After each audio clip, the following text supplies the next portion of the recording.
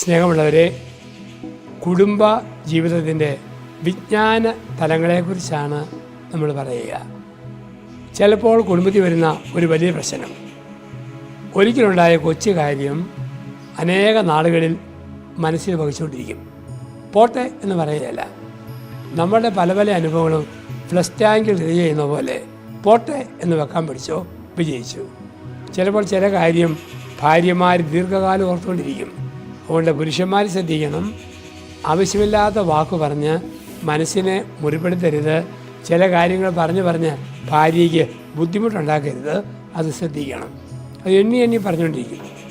ഒരു മാത്യു സാറും മേരിയും, സാറ് സ്കൂളിലെ അധ്യാപകൻ, മേരി എന്ന ഭാര്യ വീട്ടിലെ കാര്യങ്ങൾ നോക്കുന്നവൾ.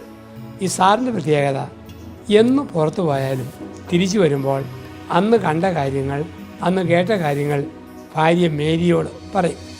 അത് സ്ഥിരം സ്വഭാവമാണ്.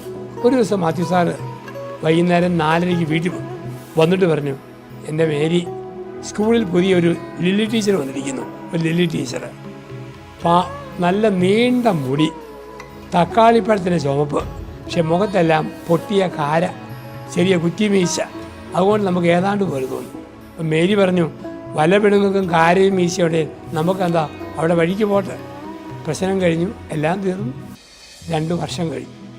ഒരു സന്ധ്യയിൽ മാത്യു സാറ് കൈനിറ്റി ഹോണ്ടായി സിറ്റിയിൽ പോയി. കുറച്ച് പച്ചക്കറിയൊക്കെ മേടിച്ച് രാത്രി 7:30 വന്നു. പവർ കട്ടായിരുന്നു. ഗേറ്റ് കടന്നപ്പോൾ അവിടെ അന്ന് പൂന്തോട്ടത്തിന് സൈഡ് കെട്ടാൻ വേണ്ടി ഹോളോ ബ്രിക്സ് ഇറക്കി വെച്ചിട്ടുണ്ട്. ഇയാൾ കാണുന്നില്ലല്ലോ. സ്കൂട്ടർ തട്ടി മറിഞ്ഞു വീണു. വരുതി ഒഴുകി പോയി, പച്ചക്കറി ചെതറിപ്പോയി. മാത്യു സാർ ഭാര്യയോട് പറഞ്ഞു, നീ എന്നാ വൃത്തിയാടി, ഇരുട്ടല്ലേ, പവർ കട്ടല്ലേ, ഇഷ്ടിയെ ഇറക്കുക കാര്യമൊന്ന് പറയണ്ടേ, എൻ്റെ കയ്യെങ്ങാനും ഒടിഞ്ഞാലോ, നീ ഇത്രയും ശ്രദ്ധയില്ലാത്തുള്ള പോയത് മഹാകഷ്ടം. ഉടനെ മേരി എന്ന ഭാര്യയുടെ മട്ടുമാറി മറുപടി, പിന്നെ സ്കൂളിലെ ടീച്ചറിൻ്റെ മുഖത്തെ കുറ്റിമീശയും കാരയും കണ്ട ആൾക്ക് ഇത്രയും വലിയ ഇഷ്ടിയെ കാണാൻ പറ്റിയല്ലേ. 2 വർഷം മുമ്പ് പറഞ്ഞതാ, അത് തേടി വരും. അപ്പോൾ ഭാര്യയെ ശ്രദ്ധിക്കണം, ഭർത്താവിനെ ശ്രദ്ധിക്കണം. കാരണം പാഴ്വാക്കില്ലാതിരിക്കാൻ ശ്രദ്ധിക്കുക. അത് കുടുംബവിജ്ഞാനത്തിൻ്റെ ഒരു പ്രധാനപ്പെട്ട കാര്യമായിട്ട് മനസ്സിൽ ചിന്തിക്കണം. വീണ്ടും ഒരു വലിയ പ്രത്യേകതയുള്ളത്, ഭർത്താവ് ഒരു സമയം ഒരു കാര്യം ഭംഗിയായിട്ട് ചെയ്യും, സ്ത്രീ ഒരു സമയം 10 കാര്യങ്ങൾ ചെയ്യും. അപ്പം വൃത്തിക്കുറവുണ്ടായെന്നിരിക്കും. ഭാര്യ ചെയ്യുന്ന പല പണിയും ഭർത്താക്കന്മാർ ചെയ്താൽ എമ്പൻ്റെ കുടുംബത്തിൽ ആത്മഹത്യയോ കൊലപാതകമോ നടക്കുമായിരുന്നു. എന്തെല്ലാം കാര്യങ്ങളാണ് ഒരു സ്ത്രീ ചെയ്യുക. ഭർത്താവ് ചെയ്യുന്ന ഒന്ന് ഭംഗിയായിട്ട് ചെയ്തു പോകും. അപ്പോൾ ഭർത്താവ് ഒത്തിരി കാര്യം ചെയ്തില്ലെങ്കിൽ ഭാര്യ പരാതിപ്പെടരുത്, അവൻ അത്രയേ പറ്റൂ. ഭാര്യ ചെയ്യുന്ന കാര്യത്തിൽ ചെറിയ കുറവ് വന്നാൽ ഭർത്താവ് കുറ്റം പറയൽ, ഒരുപാട് ചെയ്യുമ്പോൾ അങ്ങനെയൊക്കെ അവർക്ക് സംഭവിക്കാം. ഈ ഒരു ചിന്ത വരണം. മറ്റൊരു വലിയ വ്യത്യാസം കുടുംബത്തിൽ വരുന്നത് പ്രാർത്ഥനയുടെ കാര്യത്തിലാണ്. ആണുങ്ങൾക്ക് സ്വഭാവത്താലെ പ്രാർത്ഥിക്കാനൊരു മടി, പെണ്ണുങ്ങൾക്ക് സ്വഭാവത്താലെ പ്രാർത്ഥന കുറഞ്ഞാൽ ഒരു പ്രയാസം.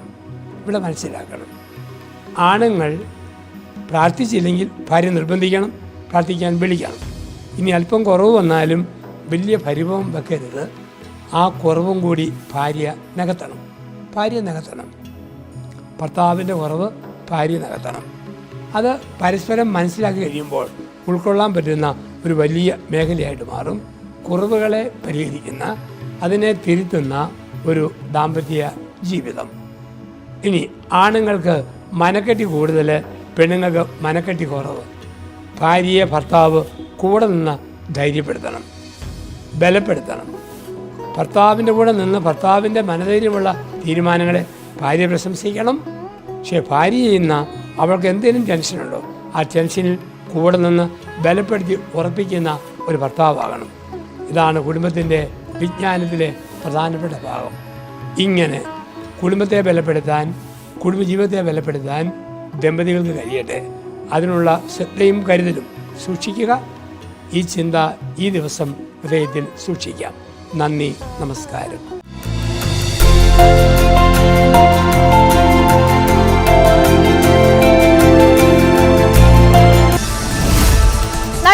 ഹൗസ് നൽകിയ പരാതിയിൽ മുൻകൂർ ജാമ്യം തേടിയ രാഹുൽ ഈശ്വറിന് തിരിച്ചടി. അറസ്റ്റ് തടയണമെന്ന ആവശ്യം ഹൈക്കോടതി അംഗീകരിച്ചില്ല. മുൻകൂർ ജാമ്യാപേക്ഷയിൽ നിലപാട് അറിയിക്കാൻ പോലീസിന് നിർദ്ദേശം. ഹർജി ഈ മാസം 27-ന് പരിഗണിക്കും. പരാതിയിൽ കഴമ്പില്ലെന്ന് രാഹുൽ ഈശ്വർ. ചീഫ് സെക്രട്ടറിക്ക് കത്ത് നൽകി ബി അശോക് IAS.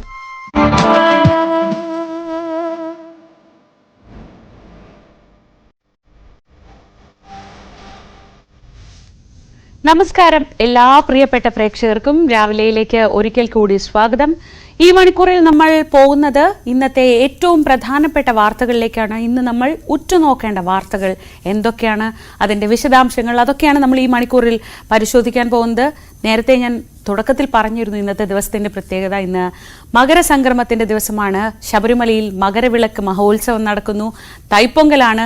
അതിർത്തി ജില്ലകൾ, തമിഴ്നാടുമായി അതിർത്തി പങ്കിടുന്ന ജില്ലകളിൽ തമിഴ് മലയാളികൾ, നമുക്കറിയാം കേരളത്തിൽ ഒരുപാട് തമിഴ് പറയുന്ന, മലയാളവുമായി ചേർന്ന് ജീവിക്കുന്ന തമിഴ്നാട്ടുകാരുണ്ട്. അവർക്കൊക്കെ ഇന്ന് പൊങ്കലാണ്, തൈപ്പൊങ്കലാണ്. വലിയ ആഘോഷമായി തൈപ്പൊങ്കൽ നടക്കുന്നു. ഇനി മറ്റ് വാർത്തകളിലേക്ക് വന്നാൽ, പ്രയാഗ്രാജിൽ രഞ്ജിത്ത് രാമചന്ദ്രൻ തുടരുന്നുണ്ട്. അവിടെ ഇന്ന് അമൃത് സ്നാനത്തിൻ്റെ വളരെ വിശേഷപ്പെട്ട ദിവസമാണ്. അവിടുത്തെ കാഴ്ചകളുണ്ട്.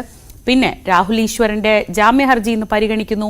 നെയ്യാറ്റിൻകരയിലെ വിവാദ സമാധിയുടെ കാര്യത്തിൽ ഇന്ന് ജില്ലാ കളക്ടർ തീരുമാനമെടുത്തേക്കും. ഇന്നലെ ചെറിയ സംഘർഷമൊക്കെ അവിടെ ഉണ്ടായിരുന്നു. അങ്ങനെ വാർത്തകൾ കൊണ്ട് നിറഞ്ഞൊരു ദിവസം തുടങ്ങുകയാണ്. ആദ്യം നമുക്ക് തലക്കെട്ടുകൾ നോക്കാം. മകരവിളക്കിനൊരുങ്ങി സന്നിധാനം. ജ്യോതി ദർശനം വൈകിട്ട്. സന്നിധാനത്ത് ഭക്തജന തിരക്ക്. കർശന സുരക്ഷയൊരുക്കി പോലീസ്.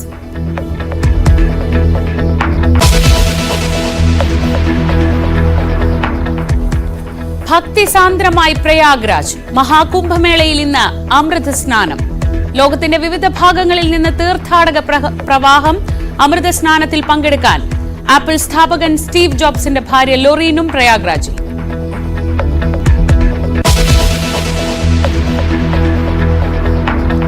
PV അൻവർ രാജിവെച്ചതോടെ നിലമ്പൂർ വീണ്ടും തെരഞ്ഞെടുപ്പിലേക്ക്.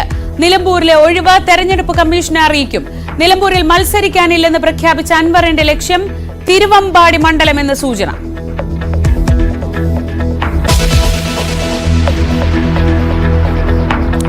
ബോബി ചെമ്മണ്ണൂരിന്റെ ജാമ്യ ഹർജി ഇന്ന് ഹൈക്കോടതിയിൽ. ജാമ്യം നൽകരുതെന്ന് പോലീസ് അറിയിക്കും. പുറത്തിറങ്ങിയാൽ പരാതിക്കാരിയെ ഭീഷണിപ്പെടുത്താമെന്നും സാക്ഷികളെ സ്വാധീനിക്കാമെന്നും വാദം. രാഹുൽ ഈശ്വറിന്റെ മുൻകൂർ ജാമ്യ ഹർജിയും ഇന്ന് പരിഗണിച്ചേക്കും.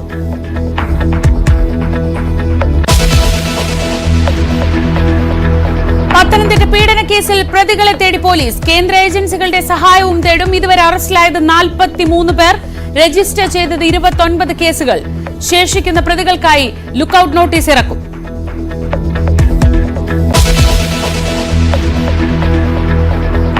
നെയ്യാറ്റിൻകരയിലെ വിവാദ കല്ലറ പൊളിക്കുന്ന കാര്യത്തിൽ ഇന്ന് അന്തിമ തീരുമാനമുണ്ടാകും.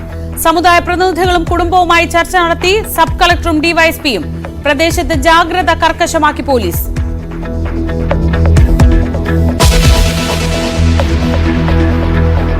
തെരഞ്ഞെടുപ്പ് ആവേശത്തിൽ ഡൽഹി. മുഖ്യമന്ത്രി അതിഷി ഇന്ന് പത്രിക നൽകും. കേജ്രിവാളിനെ കടന്നാക്രമിച്ച് രാഹുൽ ഗാന്ധി. കേജ്രിവാൾ നൽകുന്നത് പാലിക്കാനാവാത്ത വാഗ്ദാനങ്ങളെന്ന് വിമർശനം.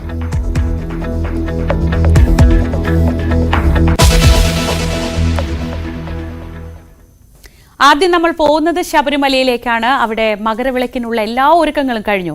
പുണ്യജ്യോതി ദർശിക്കാൻ ഭക്തസഹസ്രങ്ങൾ. സംക്രമസന്ധ്യ നിങ്ങൾക്കായി സമർപ്പിക്കുന്നത് മിൽമാഗി. വ്രതശുദ്ധിയുടെയും നന്മയുടെയും നാളുകൾ പരിശുദ്ധമാക്കാം മിൽമയ്ക്കൊപ്പം. And BLM. Bharat Lajna multi state housing cooperative society limited, Kerala, Tamil Nadu and Pondicherry. തീർത്ഥാടക ലക്ഷങ്ങൾ പ്രാർത്ഥനയോടെ കാത്തിരിക്കുന്ന ശബരിമലയിലെ മകരവിളക്ക് മഹോത്സവം ഇന്നാണ്. തിരുവാഭരണം ചാർത്തിയുള്ള ദീപാരാധന വൈകിട്ട് 6:30 നടക്കും. തുടർന്ന് പൊന്നമ്പലമേട്ടിൽ മകരവിളക്കും ആകാശത്ത് മകര നക്ഷത്രവും ദൃശ്യമാകും. തിരക്ക് നിയന്ത്രിക്കുന്നതിന്റെ ഭാഗമായി 12 മണിക്ക് ശേഷം പമ്പയിൽ നിന്ന് തീർത്ഥാടകരെ കടത്തിവിടില്ല. ശബരിമലയിൽ നിന്ന് ഏറ്റവും പുതിയ വിവരങ്ങളുമായി ജി ശ്രീജിത്തും സജീവ് സിവാരനും ചേരുന്നു. Sreejith, Sajeev, good morning. ഏറ്റവും ഭക്തിസാന്ദ്രമായ മണിക്കൂറുകളിലേക്കാണ് ശബരിമല കടക്കുന്നത്. ഇത്രയും ദിവസമുണ്ടായിരുന്ന എല്ലാ ഒരുക്കങ്ങളുടെയും ഫലം അറിയേണ്ടത് ഇന്നാണ്. ശ്രീജിത്തിന്റെ ഏതാണ്ടൊരു മണ്ഡലം പൂർത്തിയാവുകയാണ്. ശ്രീജിത്ത്, അവിടെ ചെന്നിട്ട് ഇന്നത്തേക്ക് എത്തുമ്പോഴത്തേക്ക് എല്ലാ ഒരുക്കങ്ങളും കഴിഞ്ഞ് എങ്ങനെയുണ്ട് കാര്യങ്ങളൊക്കെ?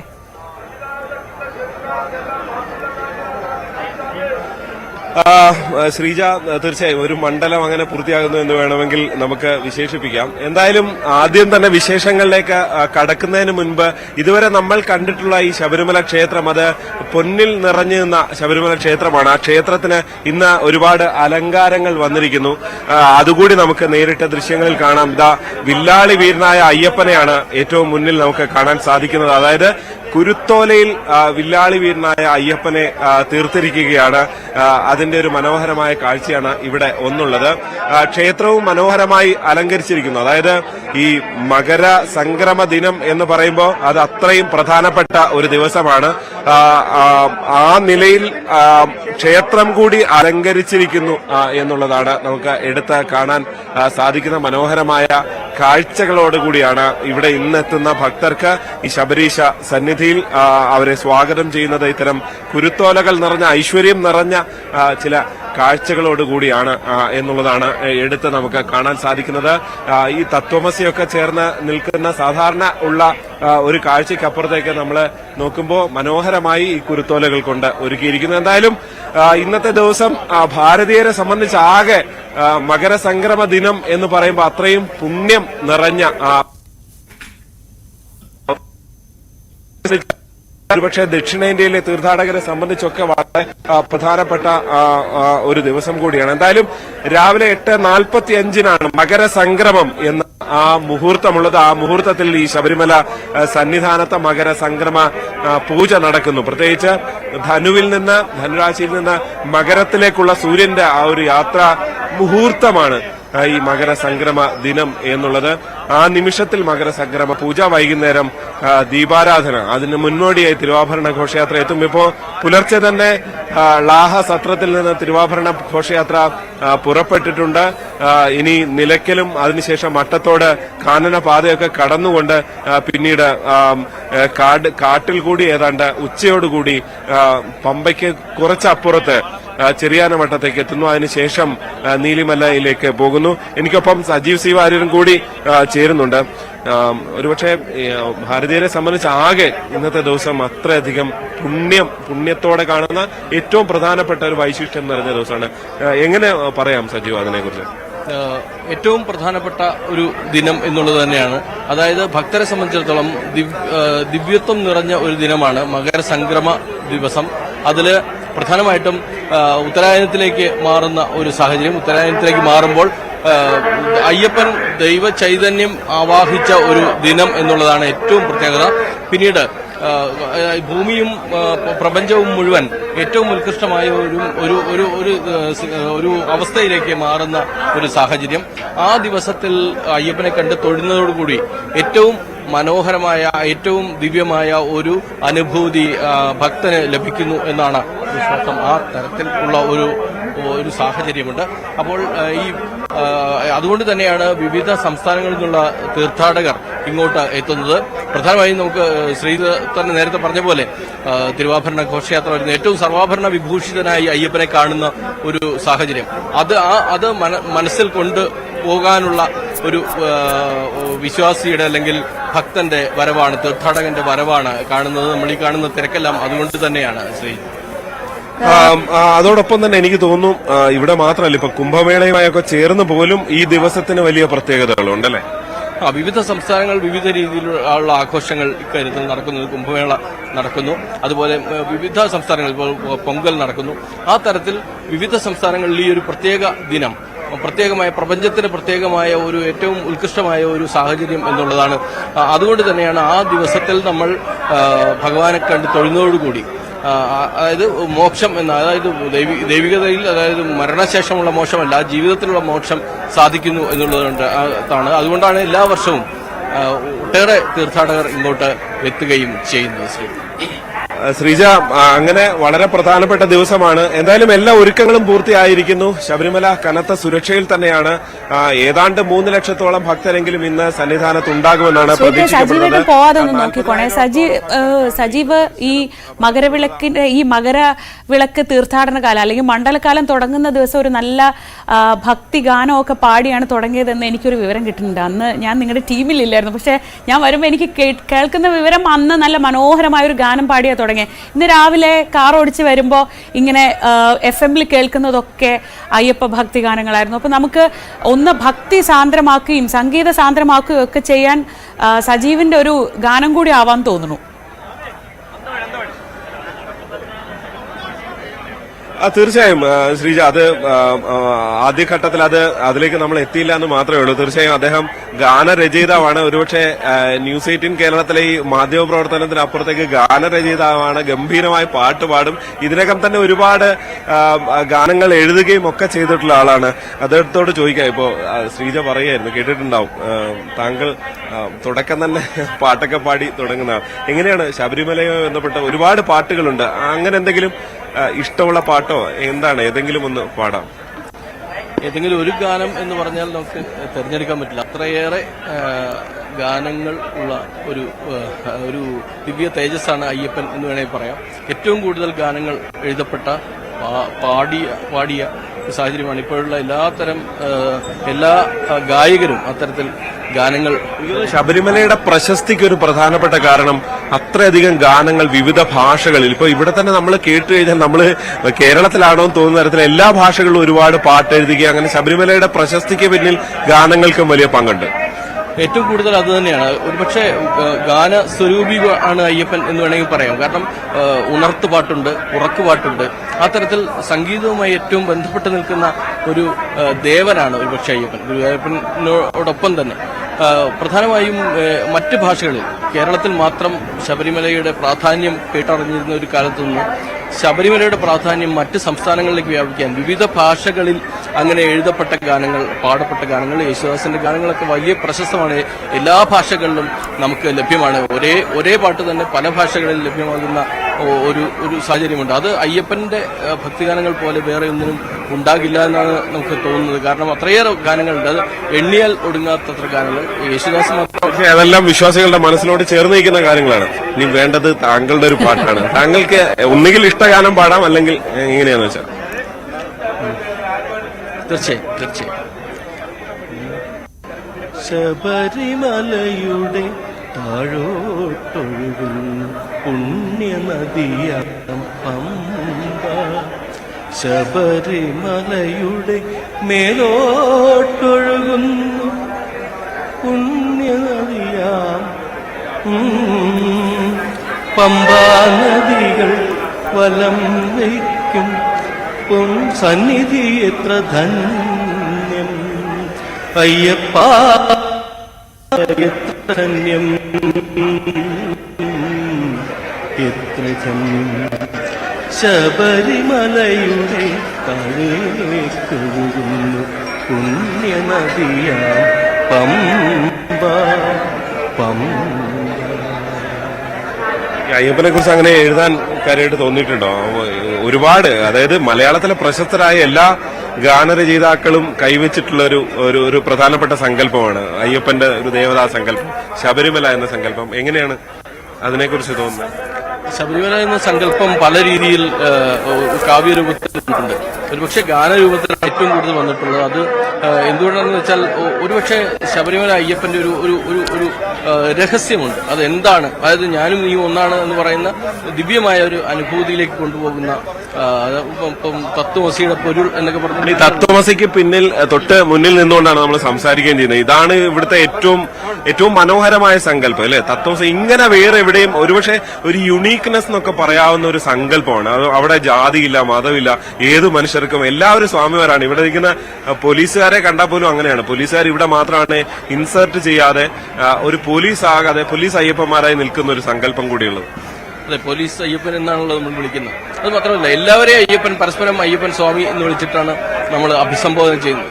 അപ്പോൾ അതിന്റെ പ്രത്യേകത എന്ന് വെച്ചാൽ ഒരുപക്ഷെ ഏതെങ്കിലും ഒരു മതവിശ്വാസത്തിൽ അല്ലെങ്കിൽ അത്തരത്തിലുള്ള ഏതെങ്കിലും ആരാധനാ രൂപത്തിൽ അങ്ങനെ ഒരു ആരാധനാ മൂർത്തിയില്ല. കാരണം അത്രയും ഒരു അദ്വൈതം എന്ന സിദ്ധാന്തം ഉയർത്തിപ്പിടിക്കുന്ന ഒരു ആരാധനാമൂർത്തിയും ഇല്ല ഇത്രത്തോളം. അതാണ് അയ്യപ്പന്റെ പ്രത്യേകത.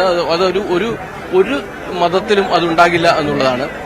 അതുകൊണ്ട് തന്നെ നമ്മൾ ഈ മല കയറി വരുന്ന ഓരോ ഭക്തനും ഇവിടെ എത്തുന്നതോടുകൂടി സ്വാമിയായി മാറുന്നു, അല്ലെങ്കിൽ അയ്യപ്പനായി മാറുന്നു. ആ തരത്തിൽ മനസ്സ് ഒരു ദൈവ ചൈതന്യം ഉൾക്കൊള്ളുന്നു എന്നുള്ളതാണ്. ആ തരത്തിലാണ് ഗാനങ്ങൾ എഴുതപ്പെട്ടത്. പിന്നെ ഐതിഹ്യം, ചരിത്രം എല്ലാം തന്നെ ഗാനങ്ങളിൽ ഉൾക്കൊണ്ടിട്ടുണ്ട്. അതുകൊണ്ട് എഴുതിയ ഗാനങ്ങളെക്കാൾ കൂടുതൽ മധുരമായിരിക്കാം ഒരു പക്ഷേ എഴുതപ്പെടാനുള്ള ഗാനങ്ങൾ എന്നുള്ളത് തന്നെയാണ് അതിന്റെ പ്രത്യേകത. ശ്രീജ, ഒരു കാര്യം നമ്മൾ ഇങ്ങോട്ട് വരുന്ന വഴിക്ക് ഏറെ പണിപ്പെട്ടാണ് ഇവിടോട്ട് എത്തുന്നത്. അതായത് പറഞ്ഞോളൂ ഞാനത് ചോദിക്കാൻ വരായിരുന്നു. ഈ തിരക്ക് നിയന്ത്രിക്കാനൊക്കെ സംവിധാനങ്ങളൊക്കെ നടത്തിയിരുന്നു. പക്ഷേ അവിടേക്ക് എത്തുന്ന ആളുകൾക്ക് ഒരു കണക്കുമില്ല. അവിടെ എത്തുന്ന ആളുകളെ ആരും നിരാശരാക്കി ഒരിക്കലും തിരിച്ചു വിടാറുമില്ല. ഈ മണ്ഡലകാലം മൊത്തം എടുത്താൽ പരാതികളില്ലാതെ, വിവാദങ്ങളൊക്കെ അതിനിടയിൽ വന്നിരുന്നു, പക്ഷേ പരാതികളില്ലാതെ പൂർത്തിയാക്കാൻ ഏതാണ്ട് ഇതുവരെയുള്ള ദിവസങ്ങളിൽ കഴിഞ്ഞിട്ടുണ്ടോ? ഇന്ന് അതിന്റെ ഒരു അവസാന ദിവസം എന്ന നിലയ്ക്ക് അത് എത്രത്തോളം കൂട്ടിയിട്ടുണ്ട് ആ സുരക്ഷയും ജാഗ്രതയൊക്കെ?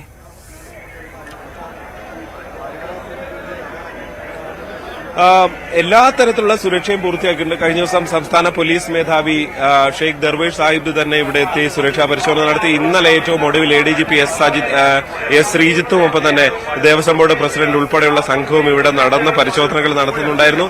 എല്ലാ തരത്തിലും സുരക്ഷ പൂർത്തിയാക്കിയിട്ടുണ്ട്. 5000-ഓളം പോലീസുകാരെ നിയോഗിച്ചിട്ടുണ്ട്. അങ്ങനെ സുരക്ഷ എല്ലാം സജ്ജമാണ്. പക്ഷെ ദേവസ്വം ബോർഡും പോലീസും ഒക്കെ ഭക്തരോട് അഭ്യർത്ഥിക്കുന്ന ഒരേ ഒരു കാര്യം, ഇതൊരു അത്രയും തീവ്രമായ വികാരത്തോടുകൂടി ഇവിടെ എത്തുന്ന മനുഷ്യരാണ്. അതുകൊണ്ട് തന്നെ ഒരു തിക്കോ തിരക്കോ ഏതെങ്കിലും ഒരാളുടെ ഭാഗത്ത് നിന്ന് പോലും ഉണ്ടായാൽ, എന്തൊക്കെ സജ്ജീകരണം ഉണ്ടായാലും പല അപകടങ്ങൾക്കും സാധ്യതയുള്ളൊരു അത്രമാത്രം ഒരു വനഭൂമിയാണ്. അത്രമാത്രം ഒരു എന്താ പറയുക, ഇപ്പൊ പുല്ലുമേട് തന്നെ ഒരു ദുരന്തം ഉണ്ടായ സ്ഥലം എന്ന് പറഞ്ഞാൽ ഒരു നിരപ്പായ സ്ഥലത്താണ്. വെച്ചാൽ വലിയ ചെറിയ ചരിവുകൾ മാത്രമേ ഉള്ളൂ, അങ്ങനെ ഒരു സ്ഥലത്താണ്. അതുകൊണ്ട് തന്നെ ഭക്തരുടെ സ്വയം നിയന്ത്രണം എന്നുള്ളത് വളരെ പ്രധാനപ്പെട്ടതായി എടുത്ത് കാണേണ്ടതുള്ളതാണ്.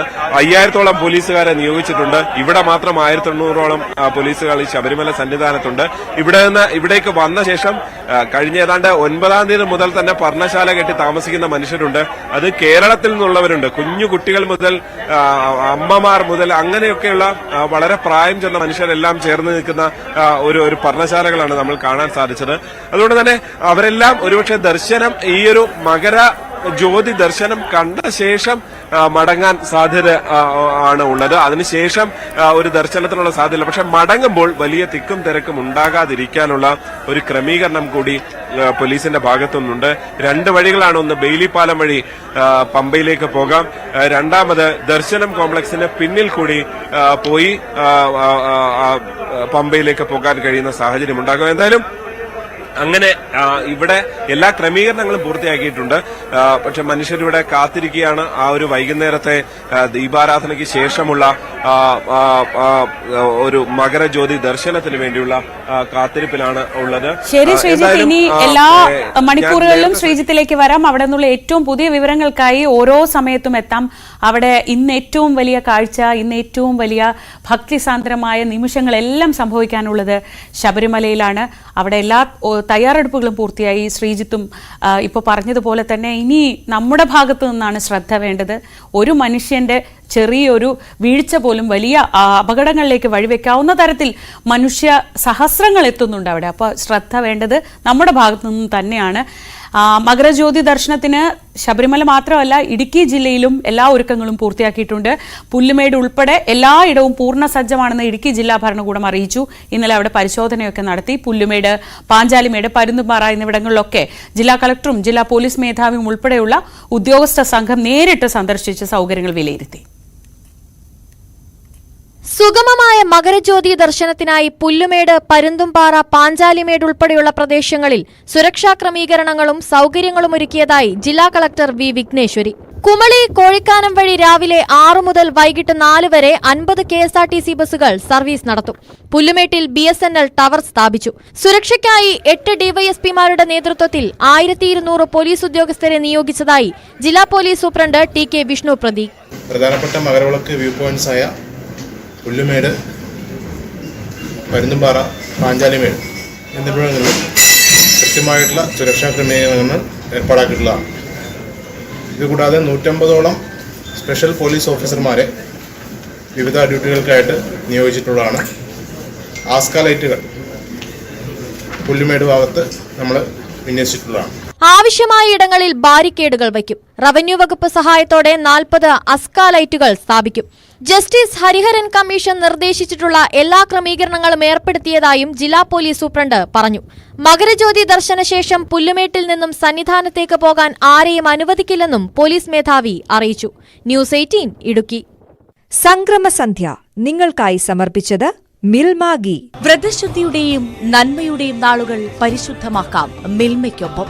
And BLM. Bharat Lajna multi state housing cooperative society limited, Kerala, Tamil Nadu and Pondicherry. വിശ്വാസലോകം പ്രയാഗ്രാജിൽ.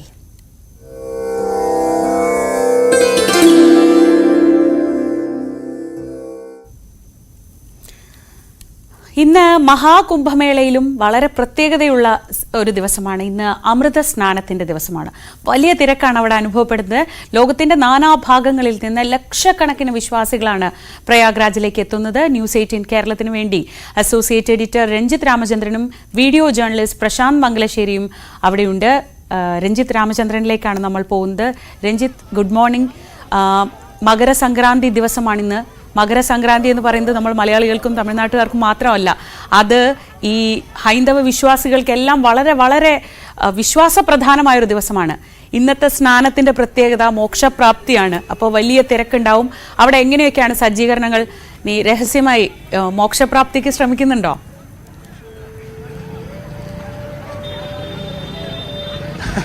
നമുക്ക് ആഗ്രഹമുണ്ട് ശ്രീജ. അപ്പം എന്നോട് എൻ്റെ സുഹൃത്തുക്കളായ ഒരുപാട് ആളുകൾ ആവശ്യപ്പെട്ടിരുന്നു അങ്ങനെ ഗംഗാസ്നാനം നടത്തണമെന്നൊക്കെ. പക്ഷേ കടുത്ത തണുപ്പാണ്. തണുപ്പെന്ന് വെച്ചാൽ നമുക്ക് ഈ ഒരിക്കലും നമ്മുടെ നാട്ടിലുള്ള വിധത്തിലുള്ള തണുപ്പല്ല. ഒരു വെള്ളത്തിൽ തൊടാൻ പോലും പറ്റാത്ത വിധത്തിലുള്ള തണുപ്പാണ്. ഇപ്പോൾ രാവിലെ നമ്മൾ വളരെ പ്രയാസപ്പെട്ടാണ് ഇവിടെ ഈ ലൈവ് നിൽക്കുന്നത് പോലും അത്രത്തോളം. പക്ഷേ ഇവർക്കൊന്നും നമുക്കറിയാം, ഈ വരുന്ന ലക്ഷോപലക്ഷം ആളുകൾക്ക് ഈ തണുപ്പോ കാലാവസ്ഥയോ വിപരീത കാലാവസ്ഥയോ നമ്മൾ പറയുമെങ്കിലും അവർക്കിത് വളരെ പോസിറ്റീവായി കാണുന്ന ലക്ഷക്കണക്കിന് ആളുകൾ ഇപ്പോൾ ഇന്നലത്തെ പൗഷ് പൗർണമി ദിവസത്തിന് ശേഷം ഇപ്പോൾ ഇന്നലെ തീർത്ഥാടകർക്ക് സ്നാനം നടത്തേണ്ട ദിവസമായിരുന്നു. ആ ദിവസം സ്നാനം കഴിഞ്ഞ് അവരവരുടെ സ്ഥലങ്ങളിലേക്ക് മടങ്ങിപ്പോകുന്നവരെയാണ് ഈ സൈഡിൽ കണ്ടുകൊണ്ടിരിക്കുന്നത്. നമുക്ക് എന്റെ തൊട്ടുപുറകിൽ കാണാം. ഇങ്ങനെ ഒരു വലിയ ഒരു ജനപ്രവാഹം തന്നെ ഇങ്ങോട്ടേക്ക് വന്നുകൊണ്ടിരിക്കുകയാണ്. നമുക്ക് ഈ തണുപ്പുമായി ബന്ധപ്പെട്ട പ്രശ്നങ്ങളുണ്ട് എങ്കിൽ പോലും, കാലാവസ്ഥ പ്രശ്നമുണ്ട് എങ്കിൽ പോലും, ഇവരൊക്കെ ഗംഗാ സ്നാനം കഴിഞ്ഞ് മടങ്ങിയെത്തുന്ന നിരവധി അനവധി ഭക്തർ ആണ്. സ്നാൻ ഹോ ഗയാ? ऐसा था?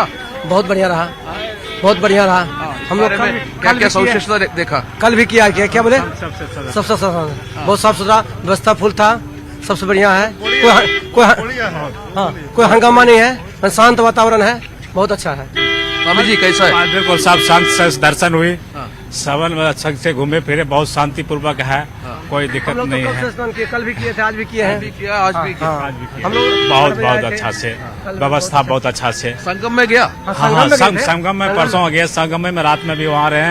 वहीं पर स्नान करके तब वहाँ कहा गया कि आप लोग चलिए यहाँ से, आप संत महात्मा सबका पधारने का है. वो सब स्नान किया. कहीं रुकावट? अभी कैसा है? वहाँ पर जी हो गया? हाँ ठीक हो गया. स्नान कर लिया? स्नान हुआ है. हाँ बहुत अच्छा. आराम से सब हुआ? आराम से बिल्कुल कोई दिक्कत नहीं हुआ है. बहुत आराम से स्नान हुआ है, कोई दिक्कत नहीं है. हाँ बहुत बढ़िया व्यवस्था, बहुत बढ़िया व्यवस्था है. मैं बंगाल कोलकाता से आ रहा हूँ. बहुत बढ़िया व्यवस्था है. इतना आदमी आ रहा है, इतना आदमी के इतना सब जो पुलिस है सब रूट मैप सब ठीक है. सही, कोई झमेला नहीं, कोई शांति नहीं. सबसे बढ़िया बात है. നോക്കുക, എത്ര ആളുകളാണ് ഇങ്ങോട്ടേക്ക് ഈ സ്നാനം കഴിഞ്ഞ് മടങ്ങി വരിക. ഇത്ര വലിയ ക്രൗഡ് ഒരുപക്ഷെ എന്റെ ജീവിതത്തിൽ ആദ്യമായാണ് ഞാൻ കാണുന്നത്. നമുക്ക് നടന്നു പോകാൻ പോലും പറ്റാത്ത വിധത്തിലുള്ള തിരക്ക് അനുഭവപ്പെടുകയാണ്. ഇന്നലെ ശ്രീജ 1,65,00,000 ആളുകൾ സ്നാനം നടത്താനായി എത്തി എന്നാണ് UP സർക്കാർ ഔദ്യോഗികമായ കണക്കുകൾ പുറത്തുവിട്ടിരിക്കുന്നത്. ഇന്ന് വളരെ പ്രധാനപ്പെട്ട ദിവസമാണ്. ശ്രീജ ഇന്നലെ പറഞ്ഞതുപോലെ രാജകീയ സ്നാനത്തിന്റെ ദിവസം കൂടിയാണ് ഇന്ന് 3 കോടിയിൽ പരം ആളുകളെ ഇങ്ങോട്ടേക്ക് പ്രതീക്ഷിക്കുന്നുണ്ട്. അതിന്റെ തൊട്ടപ്പുറത്ത് കാണുന്ന ഇത് 2 സൈഡിലായിട്ടാണ്. അവിടേക്ക് അങ്ങോട്ടേക്ക് സ്നാനത്തിനായി പോകുന്ന ആളുകളാണ്. ഇതിനകം തന്നെ തമ്പടിച്ചിരിക്കുന്ന ആളുകളുണ്ട്. ഈ നമ്മുടെ ഈ ത്രിവേണി സംഗമ സ്ഥലത്ത് തമ്പടിച്ചിരിക്കുന്ന ആളുകളുണ്ട്. അവരും സ്നാനത്തിന്റെ ഭാഗമാകും. പക്ഷെ ഇന്ന് ഏറ്റവും പ്രധാനപ്പെട്ട നാഗ് സന്യാസിമാരുണ്ട്. അവർക്ക് സ്നാനം നടത്താനുള്ള പ്രത്യേക ഘാട്ടുകൾ രൂപപ്പെടുത്തിയിട്ടുണ്ട്. അവിടെയായിരിക്കും അവരുടെ സ്നാനം ഉണ്ടാവുക എന്നുള്ളതാണ്. ഇന്ന് ശരിക്കും ഔദ്യോഗികമായ തുടക്കം എന്ന് പറയുന്നത് ഇന്നാണ്. ഇന്നു മുതലാണ് സവിശേഷമായ ഈ സ്നാനഘട്ടങ്ങൾ ആരംഭിക്കുന്നത്. നമുക്കറിയാം, സ്നാനവും ഒപ്പം പൂജകളും ഭജനകളും ഒക്കെയാണ് ഏറ്റവും പ്രധാനപ്പെട്ട സവിശേഷത. അതിൽ പ്രധാനപ്പെട്ട കാര്യങ്ങളിൽ ഒന്ന് ഇന്ന് സംഭവിക്കുകയാണ്. ഇന്ന് ദിവസം കഴിഞ്ഞാൽ ഈ മാസം 29-നും ഒപ്പം അടുത്ത മാസം 3-നുമാണ് രാജകീയ സ്നാനം എന്ന സ്നാനം ഉണ്ടാവുക. അത് സവിശേഷമായ ചടങ്ങാണ്. നമ്മൾ അതിന്റെ ദൃശ്യങ്ങൾ പകർത്താനുള്ള ശ്രമങ്ങളിലാണ്. പക്ഷേ ഇവിടെ നിന്ന് 8-9 കിലോമീറ്റർ നമ്മൾ നടന്നാൽ മാത്രമാണ്. കാരണം വാഹന സംവിധാനങ്ങൾ പോലീസിന്റെയും ആംബുലൻസും അല്ലാതെ മറ്റ് സംവിധാനങ്ങളൊന്നും അവർ അനുവദിക്കുന്നില്ല. അത്രത്തോളം മികച്ച സുരക്ഷ കൂടി ഇവിടെ ഒരുക്കിയിട്ടുണ്ട്. ഏതാണ്ട് 35,000-ഓളം പോലീസുകാരുടെ കാവലുണ്ട്. ഡ്രോൺ സംവിധാനം, ഈ വെള്ളത്തിനടിയിൽ ഡ്രോൺ സംവിധാനം ഏർപ്പെടുത്തിയിട്ടുണ്ട്. AI ക്യാമറകൾ എങ്ങുമുണ്ട്. ഒപ്പം AI സംവിധാനങ്ങളുടെ എല്ലാ നിരീക്ഷണങ്ങളുമുണ്ട്. CRPF-ന്റെയും കേന്ദ്രസേനയുടെയും മറ്റും സാന്നിധ്യം ഈ പ്രദേശങ്ങളിലൊക്കെ ഉണ്ട്. ഫെബ്രുവരി 26 വരെ ഈ തിരക്കും ഈ പറഞ്ഞതുപോലെയുള്ള ഭക്തരുടെ ഒരു സാന്നിധ്യവും ഒക്കെ ഇവിടെ തുടരും എന്ന് തന്നെയാണ്, യാതൊരു സംശയവുമില്ല. ഇവരൊക്കെ ഒരുപാട് ആളുകൾ ഇങ്ങോട്ടേക്ക് വീണ്ടും ഭാവി കൈസാ ഹോ ഗയാ സ്നാൻ? अच्छा हुआ, हाँ, बहुत अच्छा था, सब कुछ अच्छा था. कितना बार स्नान कर दिया? कल और आज स्नान कर दिया? हाँ, कर लिया, स्नान कर लिया. അങ്ങനെയാണ്. ഒരു ഭയ്യ किधर से आ रहे? हम लोग कुंभ से आ रहे नहा के. हाँ, किधर से आ रहे? इलाहाबाद से ही हैं, ये लोकल ही हम लोग. सुबह हम लोग 4 बजे से निकले थे. बहुत भव्य है और बहुत ही खूबसूरत नज़ारा है. सबको आना चाहिए.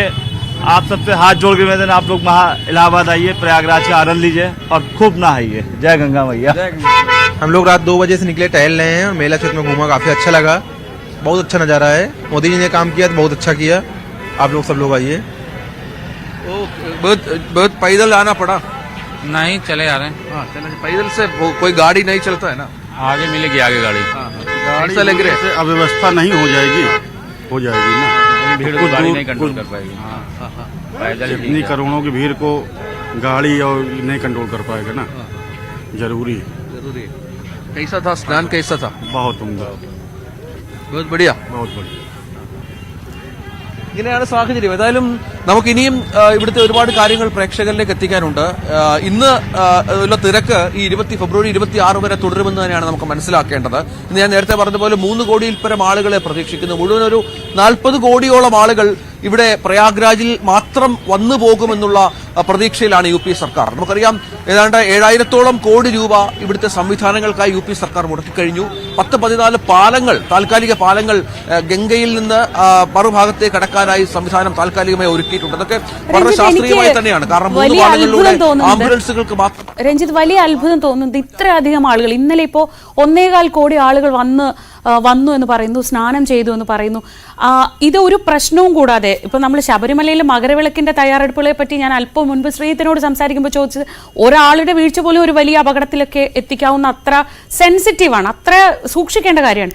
ഇത്രയും പേര് വരുമ്പോൾ അതിനുള്ളൊരു തയ്യാറെടുപ്പ് എങ്ങനെയാണ്? ഈ UP സർക്കാരിന്റെ ഭാഗത്ത് നിന്ന് ഇങ്ങനെ ഒരു പിഴവും ഇല്ലാതെ, ഇപ്പോൾ നേരത്തെ സംസാരിച്ച ഒരാൾ പറയുന്നുണ്ടായിരുന്നു, പോകുന്നതിനോ സ്നാനം ചെയ്യുന്നതിനോ ഒന്നും ഒരു ബുദ്ധിമുട്ടും ഇല്ല, എല്ലാം ഇങ്ങനെ യന്ത്രം പോലെ കണക്കാണ്, റൂട്ട് മാപ്പ് എല്ലാം വളരെ കറക്റ്റാണ്. അവിടെ എത്തുന്നവർക്ക് യാതൊരു ബുദ്ധിമുട്ടും ഇല്ലാതെ ഈ സ്നാനം നടത്തി തിരിച്ചു വരാൻ തക്ക വിധത്തിൽ എല്ലാം സജ്ജീകരിച്ചിട്ടുണ്ടോ? തീർച്ചയായും. അപ്പോ ശ്രീജിക്ക് അത്യാവശ്യം ഹിന്ദി അറിയാമെന്ന് എനിക്ക് മനസ്സിലായി. ഞാൻ നമ്മുടെ സ്ഥാപനത്തില് ഹിന്ദി സംസാരിക്കുന്ന ഒരാൾ ഞാൻ മാത്രമേ ഉള്ളൂ. ഇവിടുത്തെ ഒരു ഇതുവരെയുള്ളൊരു ഫീല്. നമ്മൾ ഒരുപാട് വർഷത്തെ പരിചയമുണ്ടെങ്കിലും രഞ്ജിത്ത് ഇത്രയും നന്നായി ഹിന്ദി സംസാരിക്കുന്ന ഇന്നലെയാണ് ഞാനും മനസ്സിലാക്കിയത്. അല്ല, സാഹചര്യങ്ങളാണല്ലോ പലപ്പോഴും നമ്മളെ ഹിന്ദിക്കാരനാക്കുന്നത്. അങ്ങനെ ഒരു ചൊല്ലുകൂടി ഉണ്ടല്ലോ.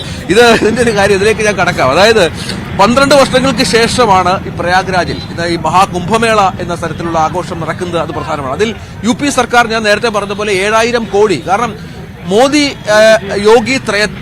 യോഗി കൂട്ടുകെട്ടിന്റെ ഏറ്റവും പ്രധാനപ്പെട്ട ഒരു ആഘോഷമായി, അവരുടെ ഒരു പ്രധാന പ്രസ്റ്റീജ് സംഭവമായി ഈ കുംഭമേള മാറിയിട്ടുണ്ട്.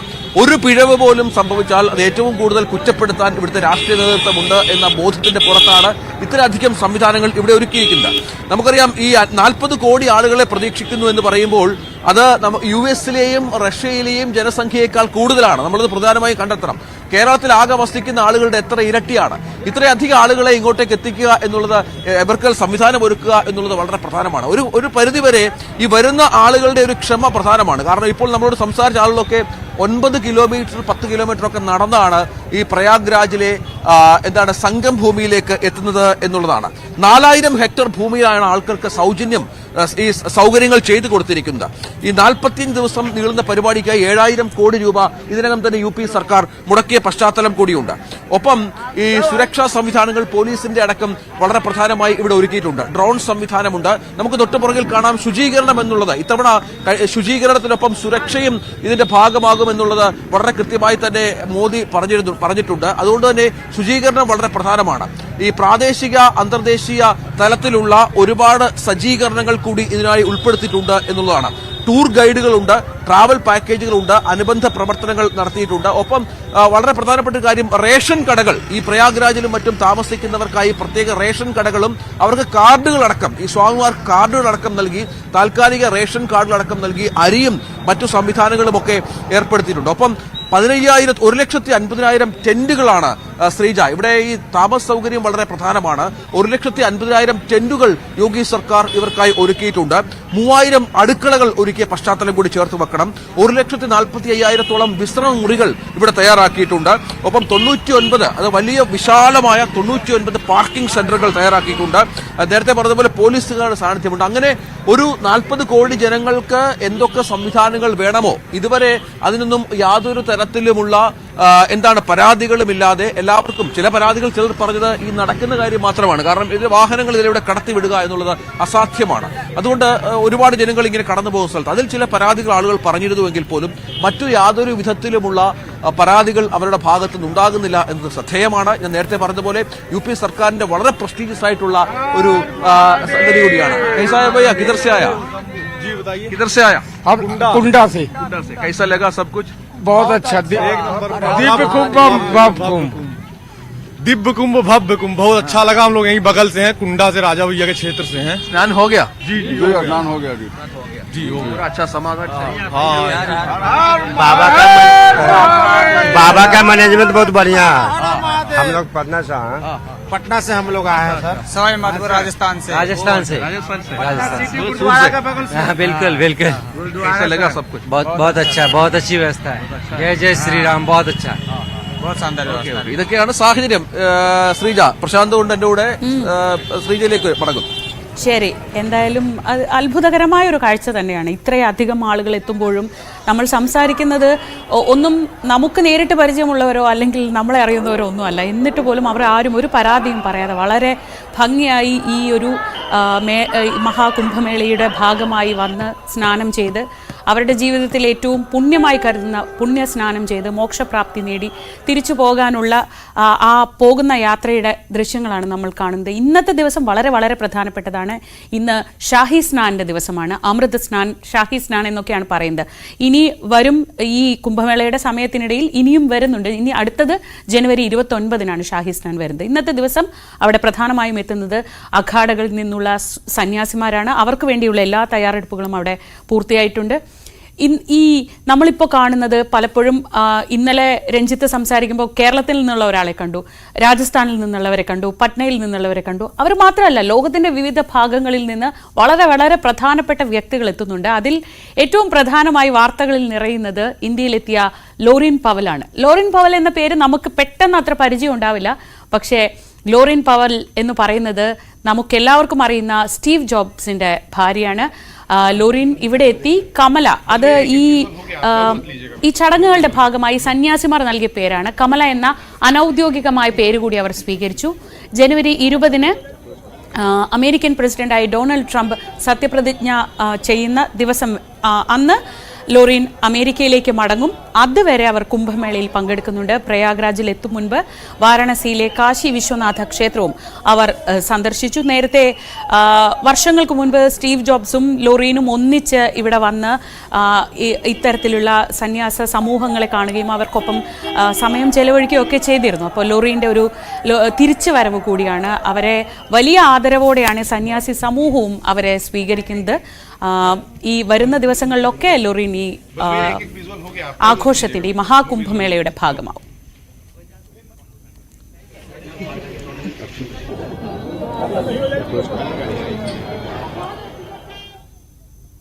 ഒരു പക്ഷേ ഇത് കണ്ടുകൊണ്ടിരിക്കുന്ന പ്രേക്ഷകർക്ക് ഒരു പക്ഷേ സംശയം ഉണ്ടാവും, എന്തിനാണ് നമ്മൾ ഈ മഹാകുംഭമേള ഇത്ര കാര്യമായി തന്നെ റിപ്പോർട്ട് ചെയ്യുന്നത്, അല്ലെങ്കിൽ എന്തിനാണ് ഇത്ര പ്രാധാന്യം കൊടുക്കുന്നതെന്ന് സ്വാഭാവികമായും സംശയിക്കുന്ന ആളുകൾ നമ്മുടെ കൂട്ടത്തിലൊക്കെ ഉണ്ടാവുമല്ലോ. ഇത് ലോകത്തിലെ ഏറ്റവും വലിയ ആത്മീയ സമ്മേളനമാണ്, അല്ലെങ്കിൽ ആത്മീയ പരിപാടിയാണ് എന്നൊക്കെ പറയുന്നുണ്ട്. എന്താണ് യഥാർത്ഥത്തിൽ ഈ കുംഭമേള?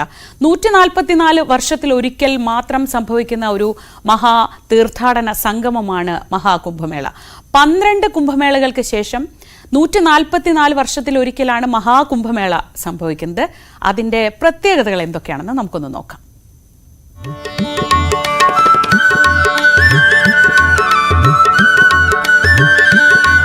കുംഭമേളയുടെ വിശ്വാസവും ആത്മീയതയും ആഘോഷിക്കാൻ ദശലക്ഷക്കണക്കിന് ഭക്തർ പ്രയാഗ്രാജിലേക്കടക്കം ഒഴുകിയെത്തുമ്പോൾ ലോകത്തിലെ ഏറ്റവും വലിയ മതപരവും സാംസ്കാരികവുമായ ആഘോഷമാണ് ഇന്ത്യയെ ലോകശ്രദ്ധയിലാഴ്ത്തുന്നത്. ഇത്തവണത്തേത് മഹാകുംഭമേളയാണ്. 144 വർഷങ്ങൾക്കിടയിൽ മാത്രം സംഭവിക്കുന്ന അത്യത്ഭുതം. 1936 കഴിഞ്ഞ മഹാകുംഭമേള. അടുത്തത് 2080 സൂര്യചന്ദ്ര വ്യാഴഗ്രഹങ്ങൾ പ്രത്യേക രാശിയിലെത്തുന്ന വേള. കുംഭമേളകൾ നടക്കുന്ന 4 പുണ്യസ്ഥലങ്ങളും ഹൈന്ദവ ആചാരപ്രകാരം വളരെ വിശുദ്ധമായി കരുതപ്പെടുന്നു. പുരാണവുമായും ജ്യോതിഷവുമായും ഈ സ്ഥലങ്ങൾ ബന്ധപ്പെട്ടിരിക്കുന്നു.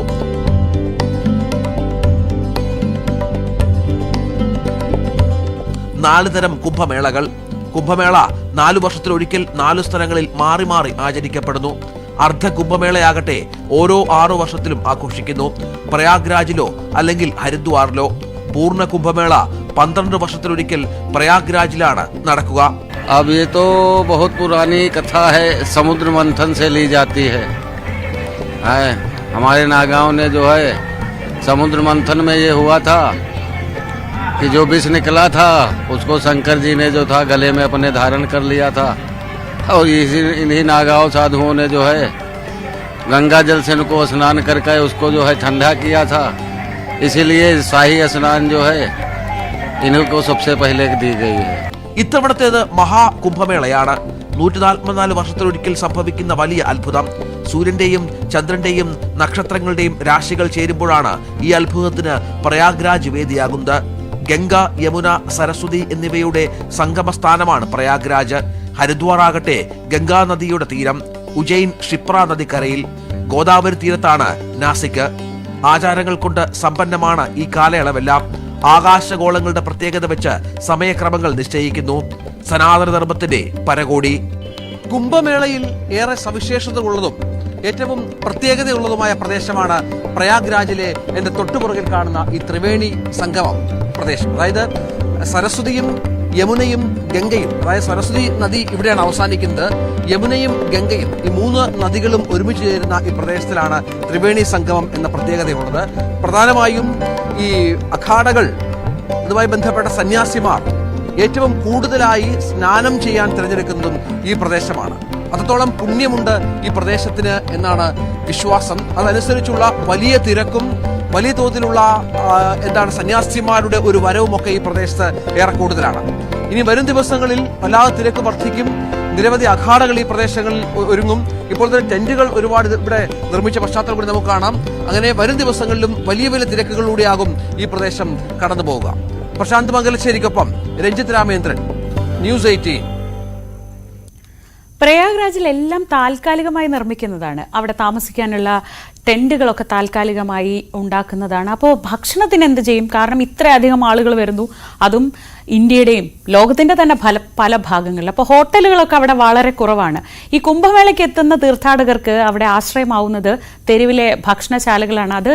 അതാകട്ടെ വിവിധ രുചികളുടെ ഒരു സംഗമമാണ്, ഒരു വലിയ ഉത്സവമാണ്.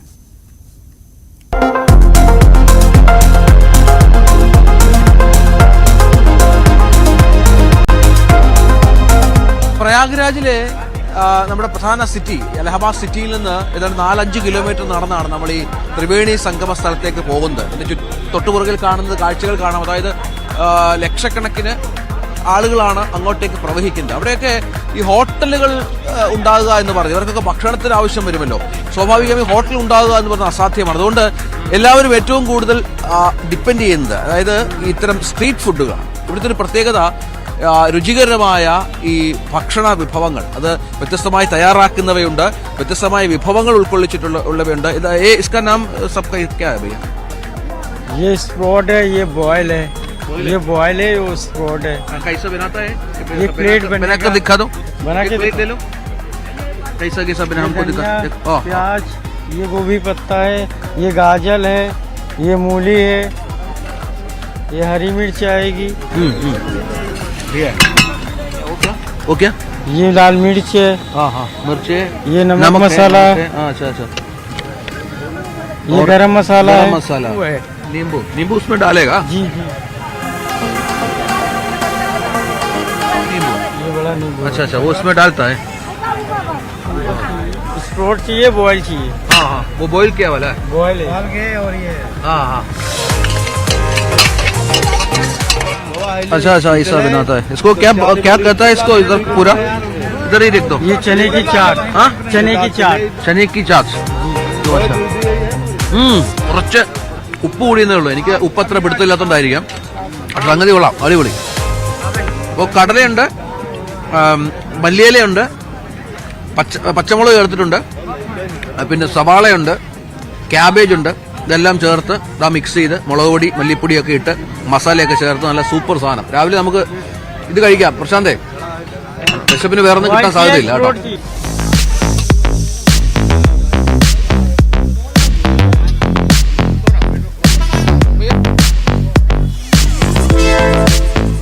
നമ്മൾ മറ്റൊരു പ്രധാന ഈ സ്ട്രീറ്റ് ഫുഡായിട്ട് ഇവിടെ കാണുന്ന നമ്മുടെ സ്വീറ്റ് കോൺ ആണ്. ചോളം, ധാരാളം ചോളം ഉൽപ്പാദിപ്പിക്കുന്ന ഒരു സ്ഥലം കൂടിയാണ് നമുക്കറിയാം ഉത്തർപ്രദേശ്.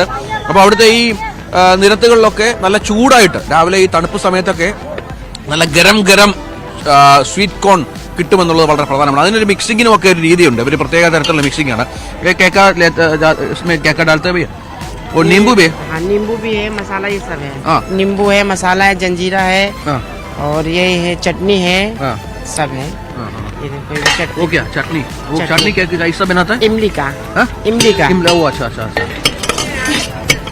स्पाइसी खाओगे ज्यादा तो स्पाइसी मिलेगा, कम स्पाइसी खाओगे कम स्पाइसी. हाँ. कैसा है वो? सेल कैसा है? अच्छा होगा. ഇത് നമ്മള് രുചിയുള്ള സംഗതിയാണെന്ന് വിചാരിക്കുന്നു. കഴിച്ചു നോക്കാം. സ്വീറ്റ് കോൺ ആണ്. സ്വീറ്റ് കോണിന്റെ ഒരു രുചി അത് കുഴപ്പമില്ല. പക്ഷെ കുറച്ച് മസാല കൂടുതലാണ്. നമ്മളിവിടെ ഈ മോളുകളിലൊക്കെ പ്രശാന്തെ സ്വീറ്റ് കോൺ കിട്ടും. പക്ഷെ കുറച്ചുകൂടി വ്യത്യസ്തതയുണ്ട്, കുറച്ചുകൂടി ഒരു രുചിയുണ്ട്. മസാല കൂടുതലാണെന്നുള്ള ഇവരുടെ പ്രത്യേകത. ഉപ്പ്, നാരങ്ങ ചേർത്തിട്ടുണ്ട്. നമുക്ക് രാവിലത്തെ വിശപ്പ് അകറ്റാനേ നമ്മൾ തൽക്കാലം മതി.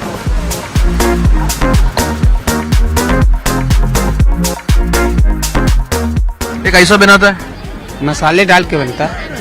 आलू में. हाँ आलू में मसाला और क्या? नमक बढ़ता हो क्या बढ़ता. और ये क्या? ये वाला क्या? ये धनिया पड़ी. आके देख लीजिए. खाएगा. कैसा है? हाँ टेस्ट ठीक है इसका भी. गुड है. कुंभ मेला में जा रहे हैं जी? कुंभ मेला के लिए आया है? हाँ जी, कुंभ मेले के लिए आए हुए और कल रात से आए हुए थे. अच्छा है, कुंभ मेला भी स्टार्टिंग है मॉर्निंग से. अभी അപ്പൊ ഇവിടുത്തെ ഒരു പ്രധാനപ്പെട്ട മറ്റൊരു വിഭവം നമ്മൾ പോകുന്ന വഴിയിലൊക്കെ കാണുന്ന ഒരു പ്രധാനപ്പെട്ട സാധനം കൂടെ ആലു പുഴുങ്ങിയിട്ട് മസാലയൊക്കെ ചേർത്ത് മല്ലിയിലൊക്കെ ഇട്ട് നാരങ്ങയൊക്കെ ഇട്ട് കഴിക്കും. मैंने आज ही लगाया हूँ. मेरी माताजी अस्पताल में भर्ती थी. रात में आए 1 बजे उबाल के अभी बनाया. എന്തായാലും നല്ല രുചിയുള്ള വിഭവമാണ്.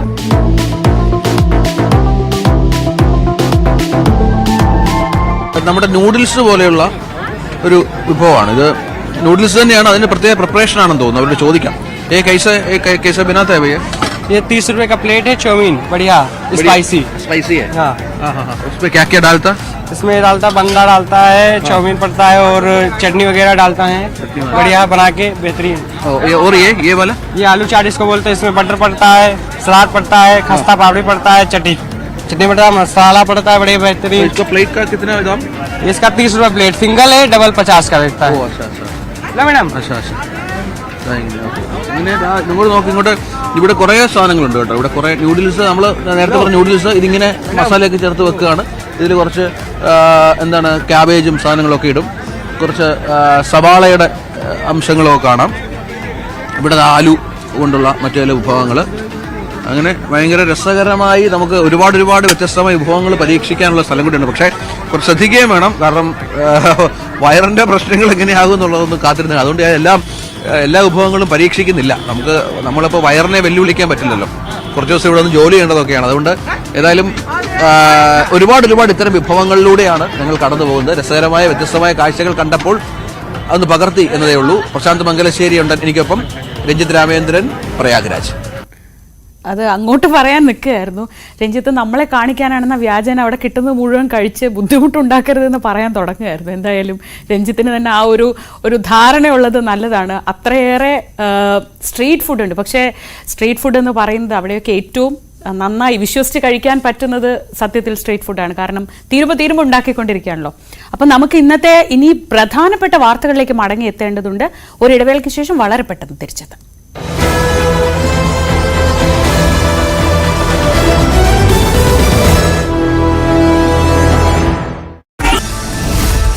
നടി ഹണി റോസ് നൽകിയ പരാതിയിൽ മുൻകൂർ ജാമ്യം തേടിയ രാഹുൽ ഈശ്വറിന് തിരിച്ചടി. അറസ്റ്റ് തടയണമെന്ന ആവശ്യം ഹൈക്കോടതി അംഗീകരിച്ചില്ല.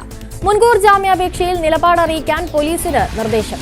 ഹർജി ഈ മാസം 27-ന് പരിഗണിക്കും. പരാതിയിൽ കഴമ്പില്ലെന്ന് രാഹുൽ ഈശ്വർ. ചീഫ് സെക്രട്ടറിക്ക് കത്ത് നൽകി ബി അശോക് IAS. തദ്ദേശ വകുപ്പ് കമ്മീഷണറായി നിയമിച്ചതിലെ അപാകത ചൂണ്ടിക്കാട്ടിയാണ് കത്ത്. പ്രിൻസിപ്പൽ സെക്രട്ടറി റാങ്കിലുള്ള ഉദ്യോഗസ്ഥനെ കേഡർ തസ്തികയ്ക്ക് പുറത്ത് നിയമിക്കുമ്പോൾ സമ്മതം വാങ്ങണം. ഈ വ്യവസ്ഥ ഓർമ്മിപ്പിച്ചാണ് കത്ത്. നിലമ്പൂർ MLA സ്ഥാനം രാജിവെച്ച് PV അൻവർ. സ്പീക്കർ എൻ ഷംസീറിന് അൻവർ രാജിക്കത്ത് കൈമാറി. നിയമസഭയിലെ കാലാവധി അവസാനിക്കാൻ 1 വർഷത്തിലധികം ബാക്കി നിൽക്കെയാണ് രാജി. നിലമ്പൂരിൽ മത്സരിക്കില്ലെന്നും കോൺഗ്രസിനെ നിരുപാധികം പിന്തുണയ്ക്കുമെന്നും അൻവർ. പിണറായിസത്തിനെതിരെയുള്ള അവസാന ആണിയായി ഉപതെരഞ്ഞെടുപ്പ് മാറണമെന്നും അൻവർ. പി ശശിക്കെതിരെ വിമർശനമുന്നയിച്ചത് CPM നേതാക്കളുടെ ആവശ്യപ്രകാരമെന്ന സൂചന നൽകി PV അൻവർ. പാർട്ടി സമ്മേളനങ്ങൾ ലക്ഷ്യമിട്ടായിരുന്നു ആവശ്യം. താഴെത്തട്ടത്തിൽ നിന്ന് കാര്യങ്ങൾ ഉയർന്നു വരണമെന്ന് അവർ ആവശ്യപ്പെട്ടു. മുഖ്യമന്ത്രി തള്ളിപ്പറഞ്ഞതോടെ ഇതേ നേതാക്കൾ ഫോൺ എടുക്കാതായെന്നും അൻവർ. VD സതീശനെതിരെ നിയമസഭയിൽ സാമ്പത്തികാരോപണം ഉന്നയിച്ചത് മുഖ്യമന്ത്രിയുടെ പൊളിറ്റിക്കൽ സെക്രട്ടറി P ശശിയുടെ നിർദ്ദേശപ്രകാരമാണെന്ന് PV അൻവറിന്റെ വെളിപ്പെടുത്തൽ. നിങ്ങൾ തന്നെ ഉന്നയിക്കണമെന്ന് ശശി ആവശ്യപ്പെടുകയായിരുന്നു. സ്പീക്കറുടെ അനുമതിയോടെയാണ് പ്രതിപക്ഷ നേതാവിനെതിരെ ആരോപണം ഉന്നയിച്ചത്. പാർട്ടി ഏൽപ്പിച്ച ഭാരം നിറവേറ്റുകയായിരുന്നുവെന്നും അൻവർ പറഞ്ഞു. VD-യുണ്ടായ മാനഹാനിക്ക് അൻവർ മാപ്പ് ചോദിച്ചു. അപേക്ഷ സതീശൻ സ്വീകരിക്കണമെന്നും അൻവർ.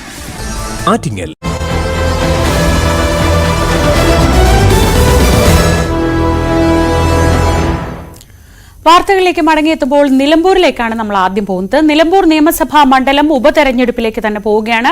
അൻവറിന്റെ രാജി സ്പീക്കർ അംഗീകരിച്ചതോടെ ഇക്കാര്യം വ്യക്തമാക്കി നിയമസഭാ സെക്രട്ടേറിയറ്റ് വിജ്ഞാപനമിറക്കി.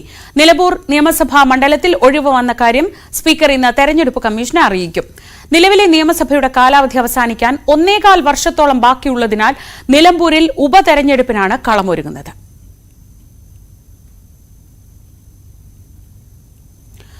നിയമസഭാ തെരഞ്ഞെടുപ്പ് നടക്കാൻ 1.5 വർഷം മാത്രം ബാക്കി നിൽക്കുമ്പോൾ നിലമ്പൂരിൽ ഒരു ഉപതെരഞ്ഞെടുപ്പ് വരുമ്പോൾ അതൊരു സെമി ഫൈനൽ ആവുമെന്ന കാര്യത്തിൽ സംശയം വേണ്ട. ആ പോരാട്ടത്തിൽ തീ പാറുമെന്നും ഉറപ്പാണ്. UDF-നായി അൻവർ സർവ്വ അടവുകളും പയറ്റാൻ പോകുന്ന തെരഞ്ഞെടുപ്പ് ഇടതുമുന്നണിക്ക് സീറ്റ് നിലനിർത്താനുള്ള അഭിമാന പോരാട്ടം കൂടിയാകും. തൃക്കാക്കര, പുതുപ്പള്ളി, പിന്നീട് പാലക്കാടും ചേലക്കരയും 4 ഉപതെരഞ്ഞെടുപ്പുകൾക്ക് ശേഷം വീണ്ടും മറ്റൊരു ഉപതെരഞ്ഞെടുപ്പ് പോരാട്ടത്തിന് കളമൊരുങ്ങുകയാണ്. നിയമസഭാ തെരഞ്ഞെടുപ്പിന്റെ പടിവാതിക്കലാകും നിലമ്പൂർ ഉപതെരഞ്ഞെടുപ്പ്. 2 മുന്നണികൾക്കും വിജയിച്ചേ തീരൂ. പോരാട്ടം തീപാറും. UDF സ്ഥാനാർത്ഥിക്കായി സർവ്വ അടവുകളും അൻവർ പയറ്റുമ്പോൾ അൻവറിന് രാഷ്ട്രീയ മറുപടി നൽകാൻ വിജയത്തിൽ കുറഞ്ഞൊന്നും ഇടതുമുന്നണിക്ക് ചിന്തിക്കാനാകില്ല. നിലമ്പൂർ നഗരസഭയും 7 പഞ്ചായത്തുകളും ഉൾപ്പെട്ടതാണ് നിലമ്പൂർ നിയമസഭാ മണ്ഡലം. നിലമ്പൂർ നഗരസഭയും പോത്തുകല്ല്, അമരമ്പലം, ചുങ്കത്തറ പഞ്ചായത്തുകളും നിലവിൽ LDF ആണ് ഭരിക്കുന്നത്. എടക്കര, വഴിക്കടവ്, മൂത്തേടം, കരുളായി എന്നീ പഞ്ചായത്തുകൾ UDF-ഉം. തദ്ദേശ സ്ഥാപനങ്ങളിൽ മുന്നണി ബലാബലം ഒപ്പത്തിനൊപ്പം. പക്ഷേ നിയമസഭാ തെരഞ്ഞെടുപ്പിനെ സ്വാധീനിക്കുന്ന ഘടകങ്ങൾ ഇക്കുറി വ്യത്യസ്തമാകും. വികസന വിഷയങ്ങൾക്കപ്പുറം രാഷ്ട്രീയ വിഷയങ്ങളിലേക്ക് UDF കേന്ദ്രീകരിച്ചാൽ വികസന രാഷ്ട്രീയം പറയലാകും LDF തന്ത്രം. VS ജോയിയും ആര്യടൻ ഷൗക്കത്തും തന്നെയായിരിക്കും UDFന്റെ സ്ഥാനാർത്ഥി സാധ്യതയിൽ മുന്നിൽ. നിലമ്പൂർ സ്വദേശി കൂടിയായ M സ്വരാജും നിലമ്പൂർ നഗരസഭാ ചെയർമാൻ മാട്ടുമൽ സലീമും ജില്ലാ കമ്മിറ്റി അംഗം VM ഷൗക്കത്തും ഇടത് പരിഗണന പട്ടികയിൽ വന്നേക്കാം. UDFൽ ആശയക്കുഴപ്പമുണ്ടായാൽ അത് മുതലെടുക്കാനും LDF തന്ത്രം മെനയാം. നിയമസഭയ്ക്ക് 6 മാസമെങ്കിലും കാലാവധിയുണ്ടെങ്കിൽ തെരഞ്ഞെടുപ്പ് നടത്തണമെന്നാണ് ചട്ടം. സ്പീക്കർ അംഗീകരിച്ച അൻവറിന്റെ രാജി തെരഞ്ഞെടുപ്പ് കമ്മീഷനെ അറിയിക്കലും മറ്റ് നടപടിക്രമങ്ങളും നിരവധിയുള്ളതിനാൽ തെരഞ്ഞെടുപ്പ് പ്രഖ്യാപനം നീളാൻ സാധ്യതയുണ്ട്. മത്സരിച്ചില്ലെങ്കിലും താൻ പിന്തുണയ്ക്കുന്നവരെ വിജയിപ്പിക്കേണ്ടത് PV അൻവറിന്റെ രാഷ്ട്രീയ ജീവിതത്തിൽ അനിവാര്യമാണ്.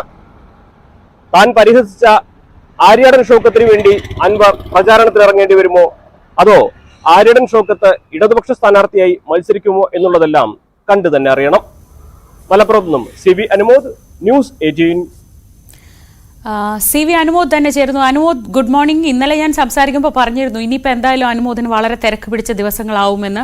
അതേതാണ്ട് ശരിയാവുകയാണ്. ഒരു ഉപതെരഞ്ഞെടുപ്പിന് തന്നെയാണ് നിലമ്പൂരിൽ കളമൊരുങ്ങുന്നത്. ഇനിയിപ്പോൾ നിലത്ത് നിൽക്കേണ്ട, പ്രത്യേകിച്ച് അവിടെ PV അൻവർ ഉള്ളതുകൊണ്ട് വാർത്തകൾക്കും ട്വിസ്റ്റുകൾക്കും ടേണുകൾക്കും ഒന്നും ഒരു പഞ്ഞും ഉണ്ടാവില്ല. പക്ഷേ അതിനും അപ്പുറത്ത് ഇതിൻ്റെ ഒരു രാഷ്ട്രീയ പ്രാധാന്യം ഏറെയാണ്. കാരണം നേരത്തെ നമ്മൾ ഇൻട്രോയിൽ പറഞ്ഞതുപോലെ തന്നെ ഇതൊരു സെമി ഫൈനലായിരിക്കും. ഇതുവരെ നടന്ന ഉപതെരഞ്ഞെടുപ്പ് 4 ഉപതെരഞ്ഞെടുപ്പിൽ ഇരു മുന്നണികളും സിറ്റിംഗ് സീറ്റ് നിലനിർത്തിയിട്ടുണ്ട്. പക്ഷേ നിലമ്പൂരിലേക്ക് വരുമ്പോൾ അവിടെ ചില നാടകീയമായ ട്വിസ്റ്റുകൾ ഉണ്ടാവാൻ സാധ്യതയുണ്ട്. കാരണം നിലമ്പൂരിന്റെ മനസ്സറിയുന്ന അല്ലെങ്കിൽ നിലമ്പൂരിന്റെ പൾസ് അറിയുന്ന ആളാണ് അൻവർ. അതുകൊണ്ട് തന്നെയാണ് ഈ കോൺഗ്രസിന്റെ ഒരു ഉറച്ച മണ്ഡലമായ നിലമ്പൂർ അൻവറിനൊപ്പം നിൽക്കുന്നത്. അപ്പോൾ ഇനി UDFനൊപ്പമാണ് അൻവർ എങ്കിൽ കളികളെല്ലാം മാറി മറിയുമല്ലോ. ചുരുക്കത്തിൽ ഇനി അങ്ങോട്ട് തന്നെ ഉറ്റുനോക്കാം അല്ലേ?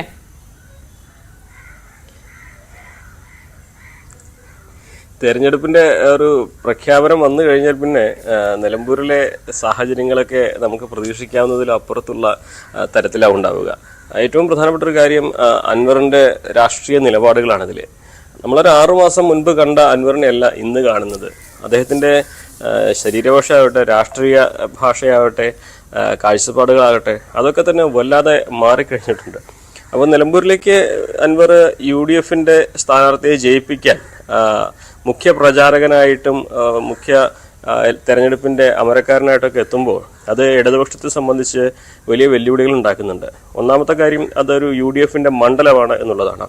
ആര്യടൻ മുഹമ്മദ് 82 മുതൽ അദ്ദേഹം വിരമിക്കുന്നത് വരെ ഒരിക്കൽ പോലും പരാജയമറിയാതെ മത്സരിച്ച മണ്ഡലമാണ്. അവിടുത്തെ രാഷ്ട്രീയം കൃത്യമായിട്ട് UDFന്റെ ചേർന്ന് നിൽക്കുന്നതാണ്. അതിൻ്റെ കൃത്യമായ ഘടന മനസ്സിലാക്കിയാണ് PV അൻവർ പ്രചരണത്തിന് ഇറങ്ങിയതും 2 തവണ അവിടെ വിജയം കണ്ടതും. അപ്പോൾ ഇനിയിപ്പോൾ തിരിച്ച് UDFന്റെ പാളയത്തിലേക്ക് അൻവർ എത്തുമ്പോൾ ഇടതുപക്ഷത്തെ സംബന്ധിച്ച് അൻവർ ഉയർത്തുന്ന വെല്ലുവിളി, അതോടൊപ്പം പരമ്പരാഗതമായിട്ട് UDFലേക്ക് പോകുന്ന വോട്ട് ബാങ്കുകൾ, ഇതൊക്കെ തന്നെ ഇടതുപക്ഷത്തിനെ സംബന്ധിച്ച് വലിയ വെല്ലുവിളിയാണ്. അതിനപ്പുറത്ത് അൻവർ ഒരു നേതാവായി ഉയർന്നു വന്നത് ഇടതുപക്ഷത്തിന്റെ പിന്തുണയോടെ മത്സരിച്ച് വിജയിച്ച് അവിടെ അത്തരത്തിലൊരു ഗ്രൗണ്ട് ഉണ്ടാക്കിയതാണ്. അതിനു മുൻപ് തന്നെ അൻവറിന് നിലമ്പൂർ അറിയാം, നിലമ്പൂരുകാർക്ക് അൻവറിനെ അറിയാം. അദ്ദേഹം 2 തവണ സ്വതന്ത്ര സ്ഥാനാർത്ഥിയെ മത്സരിച്ചതും അവിടെ ന്യായമായ വോട്ട് ഏറനാട്ടിലും അതേപോലെ വയനാട് പാർലമെന്റ് മണ്ഡലത്തിൽ പിടിച്ചതൊക്കെ കൃത്യമായിട്ട് അദ്ദേഹത്തിന്റെ പൊളിറ്റിക്സും അദ്ദേഹത്തിന് ആളുകളെ സംഘടിപ്പിക്കാനുള്ള കഴിവും തെളിയിച്ചുകൊണ്ടാണ്. ആ ഒരു സാഹചര്യത്തിൽ അൻവർ ഇടതുപക്ഷത്തിനെതിരെ നിൽക്കുമ്പോൾ ഇടതുപക്ഷം നേരിടുന്ന വെല്ലുവിളി പ്രധാനമായിട്ടും ആരെ കളത്തിലിറക്കി ഈ ഒരു പോരാട്ടം വിജയിക്കും എന്നുള്ളതാണ്. അതിൽ പല പേരുകളും ഉയരുന്നുണ്ട്. M സ്വരാജ് നിലമ്പൂർ സ്വദേശിയാണ്. അദ്ദേഹത്തിൻ്റെ വാക്ചാതുര്യമൊക്കെ നമുക്ക് അറിയുന്നതാണ്. നിലമ്പൂർ കേന്ദ്രീകരിച്ച് അദ്ദേഹം കഴിഞ്ഞ കുറേ മാസങ്ങളായിട്ട് പ്രവർത്തനം ഊർജിതമാക്കിയിട്ടുമുണ്ട്. അപ്പോൾ M സ്വരാജിൻ്റെ ഒരു സാന്നിധ്യം അല്ലെങ്കിൽ M സ്വരാജിൻ്റെ ഒരു സ്ഥാനാർത്ഥിത്വം എന്നത് ഇടതുപക്ഷത്തെ സംബന്ധിച്ച് ഈ ഒരു ഘട്ടത്തിൽ നിലമ്പൂരിൽ വിജയിച്ച് കയറാനുള്ള സാധ്യതകൾ വർദ്ധിപ്പിക്കുന്ന ഒരു പേരാണ്. അതോടൊപ്പം തന്നെ ഇടതുപക്ഷത്തിൻ്റെ ഇപ്പോഴത്തെ നഗരസഭാ ചെയർമാനായ മാട്ടുമൽ സലീം, അദ്ദേഹവും നിലമ്പൂർ കേന്ദ്രീകരിച്ച് പ്രവർത്തിക്കുന്ന ആളാണ്, ന്യൂനപക്ഷത്തിൽ നിന്ന ആളാണ്. അൻവറിനൊപ്പം നഗരസഭ പിടിക്കാനും ആദ്യകാലങ്ങളിൽ പ്രവർത്തിക്കാനൊക്കെ ഒപ്പം നിന്ന ആളാണ്. അപ്പോൾ മാട്ടുമൽ സലീമിന് നിലമ്പൂരുകാർക്കും അറിയാം, അദ്ദേഹത്തിൻ്റെ പ്രവർത്തന ശൈലിയും അറിയാം. അങ്ങനെ അത്തരം 2 പേര്. പിന്നെ അതേപോലെ തന്നെ ജില്ലാ കമ്മിറ്റി അംഗം VM ഷൗക്കത്ത്, അദ്ദേഹം നല്ലൊരു സംഘാടകനാണ്. ഇങ്ങനെ 3-4 പേരാണ് ഇടതുപക്ഷത്തിന്റെ ഭാഗത്ത് വരുന്നത്. മറുവശത്ത് UDFലേക്ക് പോകുമ്പോൾ അവിടെ കൃത്യമായിട്ട് ആര്യടൻ ഷൗക്കത്ത്, VS ജോയ് എന്നീ 2 പേരുകൾ മാത്രം നിൽക്കുകയാണ്. അത് തന്നെ ആര്യടൻ ഷൗക്കത്തിന്റെ പേരിന് ഇന്നലെ അൻവർ നടത്തിയ പ്രസ്താവനയൊക്കെ വലിയ തോതിൽ തന്നെ ചർച്ചയാകുകയും VS ജോയി അവിടെ ഈ ഒരു ചർച്ചയിൽ ആദ്യഘട്ടത്തിൽ തന്നെ ഉയർന്നു വരികയും ചെയ്തിട്ടുണ്ട്.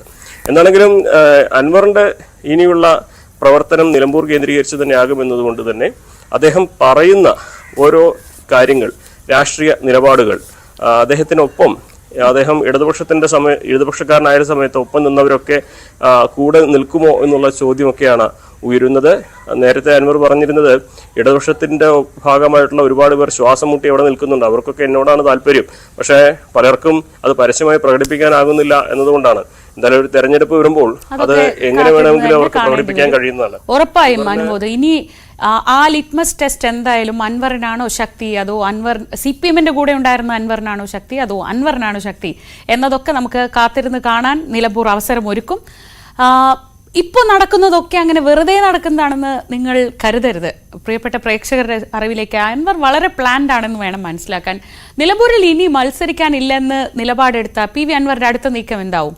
അത് തിരുവമ്പാടി മണ്ഡലമാണോ എന്നൊരു സംശയം വലിയ കാര്യമായി തന്നെ ഉയരുന്നുണ്ട്. വന്യജീവി രാഷ്ട്രീയവും ക്രൈസ്തവ വോട്ടുകളും മണ്ഡലത്തിൽ നിർണായകമാകും എന്ന് തന്നെയാണ് അൻവർ കരുതുന്നത്. അതുകൊണ്ട് തന്നെയാണ് അൻവർ തിരുവമ്പാടി ലക്ഷ്യമിടുന്നതിന്റെ കാരണം എന്നാണ് സൂചന. രാജ്യപ്രഖ്യാപനം നടത്തിയ വാർത്താ സമ്മേളനത്തിൽ തന്നെ അൻവർ ഇതിന്റെ സൂചനകളൊക്കെ നൽകുന്നുണ്ട്. ഞാൻ ഒറ്റയ്ക്കൊരു തീരുമാനമെടുക്കുന്നതിന് മുമ്പ് മലയോര കർഷകരുടെ നേരിട്ട് ബാധിക്കുന്ന വിഷയങ്ങൾ അറിയുന്ന പ്രധാനപ്പെട്ട 3-4 ബിഷപ്പുമാര്, അപ്പൊ അവരൊക്കെ ഒരു ഘട്ടത്തിൽ നമുക്ക് അങ്ങനെ വേണോ, അതല്ലാതെ നമുക്ക് എന്തെങ്കിലും മാർഗമുണ്ടോ എന്നുള്ള രീതിയിൽ എന്നോട് സംസാരിക്കുകയുണ്ടായി. ക്രൈസ്തവ സഭകളുടെ വാക്കുകൾക്ക് ഇത്രമാത്രം പ്രാധാന്യം കൊടുക്കുന്നുണ്ടെങ്കിൽ അൻവർ അതിനു പിന്നിലൊരു രാഷ്ട്രീയ സാധ്യത മുന്നിൽ കണ്ടിട്ടുണ്ടാകണം. UDF-ന്റെ ഭാഗമാകാൻ നിലമ്പൂർ ഉപേക്ഷിച്ചുവെന്ന പ്രതിച്ഛായ ഉണ്ടാക്കുന്ന അൻവർ പക്ഷേ പാർലമെന്ററി രാഷ്ട്രീയം ഉപേക്ഷിക്കുന്നില്ല. 1.5 വർഷം കാത്തിരിക്കും. 2026 നിയമസഭാ തെരഞ്ഞെടുപ്പിൽ മലബാറിൽ തന്നെ UDF പിന്തുണയോടെ മത്സരിക്കുകയാണ് ലക്ഷ്യം. പക്ഷേ ആ മണ്ഡലം ഏതെന്ന ചോദ്യത്തിന് ഉത്തരമാണ് തിരുവമ്പാടി. വയനാട് ലോക്സഭാ മണ്ഡലത്തിന്റെ ഭാഗമായ തിരുവമ്പാടി മുസ്ലിം ലീഗിന്റെ സീറ്റാണ്. നിലവിൽ LDF വിജയിച്ച മണ്ഡലമാണെങ്കിലും UDF-ന് വേരോട്ടമുള്ള കുടിയേറ്റ വോട്ടുകൾ നിർണായകമായ മണ്ഡലം. ഒട്ടേറെ മലയോര മേഖലകൾ ഉൾപ്പെട്ട മണ്ഡലത്തിൽ ഭൂരിപക്ഷവും ക്രൈസ്തവ വോട്ടർമാരും. അവർ നേരിടുന്ന പ്രശ്നങ്ങൾ അൻവർ മുഖ്യപ്രചരണ വിഷയമാക്കുമ്പോൾ സഭകൾക്കും അൻവർ സ്വീകാര്യനാകുന്നു. ക്രൈസ്തവ വിഭാഗത്തിൽപ്പെട്ട VS ജോയിയെ നിലമ്പൂരിൽ മത്സരിപ്പിക്കണമെന്ന് ആവശ്യപ്പെട്ടതിനു പിന്നിലും ഈ രാഷ്ട്രീയ കാരണങ്ങളുണ്ടാകാം. തിരുവമ്പാടി മണ്ഡലത്തിൽ അൻവറിനെ കൊണ്ട് ജയിച്ചു കയറാൻ സാധിക്കുമെങ്കിൽ ഒരുപക്ഷെ മുസ്ലിം ലീഗ് സീറ്റിന്റെ കാര്യത്തിൽ വിട്ടുവീഴ്ചയ്ക്കും തയ്യാറായേക്കും. കോൺഗ്രസിന്റെ സീറ്റുകളൊന്നും അൻവറിന് കൊടുക്കാനാകില്ലെന്നും ലീഗ് വേണമെങ്കിൽ അവരുടെ സീറ്റിൽ വിട്ടുവീഴ്ച ചെയ്യട്ടെ എന്ന കോൺഗ്രസിന്റെ നിലപാടും അൻവറിനെ തിരുവമ്പാടിയോട് ചേർത്ത് നിർത്തുന്നതിൽ പ്രധാനപ്പെട്ട കാര്യമാണ്. തിരുവമ്പാടി അല്ലെങ്കിൽ മറ്റെവിടെ എന്ന ചോദ്യത്തിന് കുറച്ചെങ്കിലും സാധ്യതയുള്ള ഉത്തരം തവനൂരാണ്. പക്ഷേ അതിന് കോൺഗ്രസ് അവരുടെ നിലപാടിൽ വിട്ടുവീഴ്ച ചെയ്യേണ്ടി വരും. ഇടത് സ്ഥാനാർത്ഥിയായി KT ജലീൽ വീണ്ടും മത്സരിക്കുമോ എന്നതും അൻവറിന്റെ ഇവിടുത്തെ സ്ഥാനാർത്ഥിത്വത്തിൽ നിർണായകമാകും. മലപ്പുറത്ത് നിന്നും CB അനുമോദ്, ന്യൂസ് 18. അപ്പോൾ ഇതൊക്കെയാണ് ഈ അൻവറിന്റെ പല വാക്കുകൾക്കും പിന്നിലുള്ള രാഷ്ട്രീയ ചിന്തകൾ. അങ്ങനെ ആലോചനകളും ചിന്തകളും പ്ലാനുകളുമൊക്കെ നിലമ്പൂരിലും പരിസര പ്രദേശങ്ങളിലും തയ്യാറാവുന്നുണ്ട്.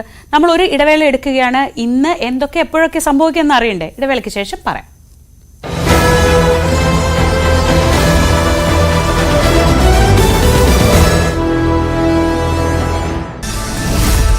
നടി ഹണി റോസ് നൽകിയ പരാതിയിൽ മുൻകൂർ ജാമ്യം തേടിയ രാഹുൽ ഈശ്വറിന് തിരിച്ചടി. അറസ്റ്റ് തടയണമെന്ന ആവശ്യം ഹൈക്കോടതി അംഗീകരിച്ചില്ല. മുൻകൂർ ജാമ്യാപേക്ഷയിൽ നിലപാട് അറിയിക്കാൻ പോലീസിന് നിർദ്ദേശം. ഹർജി ഈ മാസം 27-ന് പരിഗണിക്കും. പരാതിയിൽ കഴമ്പില്ലെന്ന് രാഹുൽ ഈശ്വർ. ചീഫ് സെക്രട്ടറിക്ക് കത്ത് നൽകി B. അശോക് IAS. തദ്ദേശ വകുപ്പ് കമ്മീഷണറായി നിയമിച്ചതിലെ അപാകത ചൂണ്ടിക്കാട്ടിയാണ് കത്ത്. പ്രിൻസിപ്പൽ സെക്രട്ടറി റാങ്കിലുള്ള ഉദ്യോഗസ്ഥനെ കേഡർ തസ്തികയ്ക്ക് പുറത്ത് നിയമിക്കുമ്പോൾ സമ്മതം വാങ്ങണം. ഈ വ്യവസ്ഥ ഓർമ്മിപ്പിച്ചാണ് കത്ത്. നിലമ്പൂർ MLA സ്ഥാനം രാജിവെച്ച് PV അൻവർ. സ്പീക്കർ AN ഷംസീറിന് അൻവർ രാജിക്കത്ത് കൈമാറി. നിയമസഭയിലെ കാലാവധി അവസാനിക്കാൻ 1 വർഷത്തിലധികം ബാക്കി നിൽക്കെയാണ് രാജി. നിലമ്പൂരിൽ മത്സരിക്കില്ലെന്നും കോൺഗ്രസിനെ നിരുപാധികം പിന്തുണയ്ക്കുമെന്നും അൻവർ. പിണറായിസത്തിനെതിരെയുള്ള അവസാന ആണിയായി ഉപതെരഞ്ഞെടുപ്പ് മാറണമെന്നും അൻവർ. P. ശശിക്കെതിരെ വിമർശനമുന്നയിച്ചത് CPM നേതാക്കളുടെ ആവശ്യപ്രകാരമെന്ന സൂചന നൽകി PV അൻവർ. പാർട്ടി സമ്മേളനങ്ങൾ ലക്ഷ്യമിട്ടായിരുന്നു ആവശ്യം. താഴെത്തട്ടത്തിൽ നിന്ന് കാര്യങ്ങൾ ഉയർന്നു വരണമെന്ന് അവർ ആവശ്യപ്പെട്ടു. മുഖ്യമന്ത്രി തള്ളിപ്പറഞ്ഞതോടെ ഇതേ നേതാക്കൾ ഫോൺ എടുക്കാതായെന്നും അൻവർ. വി.ഡി. സതീശനെതിരെ നിയമസഭയിൽ സാമ്പത്തിക ആരോപണം ഉന്നയിച്ചത് മുഖ്യമന്ത്രിയുടെ പൊളിറ്റിക്കൽ സെക്രട്ടറി പി. ശശിയുടെ നിർദ്ദേശപ്രകാരമാണെന്ന് പി.വി. അൻവറിന്റെ വെളിപ്പെടുത്തൽ. നിങ്ങൾ തന്നെ ഉന്നയിക്കണമെന്ന് ശശി ആവശ്യപ്പെടുകയായിരുന്നു. സ്പീക്കറുടെ അനുമതിയോടെയാണ് പ്രതിപക്ഷ നേതാവിനെതിരെ ആരോപണം ഉന്നയിച്ചത്. പാർട്ടി ഏൽപ്പിച്ച ഭാരം നിറവേറ്റുകയായിരുന്നുവെന്നും അൻവർ പറഞ്ഞു. വി.ഡി.ഉണ്ടായ മാനഹാനിക്ക് അൻവർ മാപ്പ് ചോദിച്ചു. അപേക്ഷ സതീശൻ സ്വീകരിക്കണമെന്നും അൻവർ. പ്രതിപക്ഷ നേതാവിനെതിരെ അഴിമതി ആരോപണം ഉന്നയിക്കാൻ താൻ ആവശ്യപ്പെട്ടുവെന്ന ആരോപണം പച്ചക്കള്ളമെന്ന് പി. ശശി. പി.വി. അൻവറിനെതിരെ നിയമ നടപടി സ്വീകരിക്കും. ഗൂഢാലോചനയാണ് പത്രസമ്മേളനത്തിൽ അവതരിപ്പിച്ചത്. ആരോപണങ്ങൾ ഉന്നയിച്ച് അൻവർ സ്വയം പരിഹാസ്യനാകുന്നുവെന്നും പി. ശശി. പി.വി. അൻവറിന്റെ മാപ്പ് സ്വീകരിക്കുന്നതായി പ്രതിപക്ഷ നേതാവ് വി.ഡി. സതീശൻ. തന്റെ വാക്കുകൾ ശരിവെക്കുന്നതാണ് അൻവറിന്റെ വെളിപ്പെടുത്തൽ.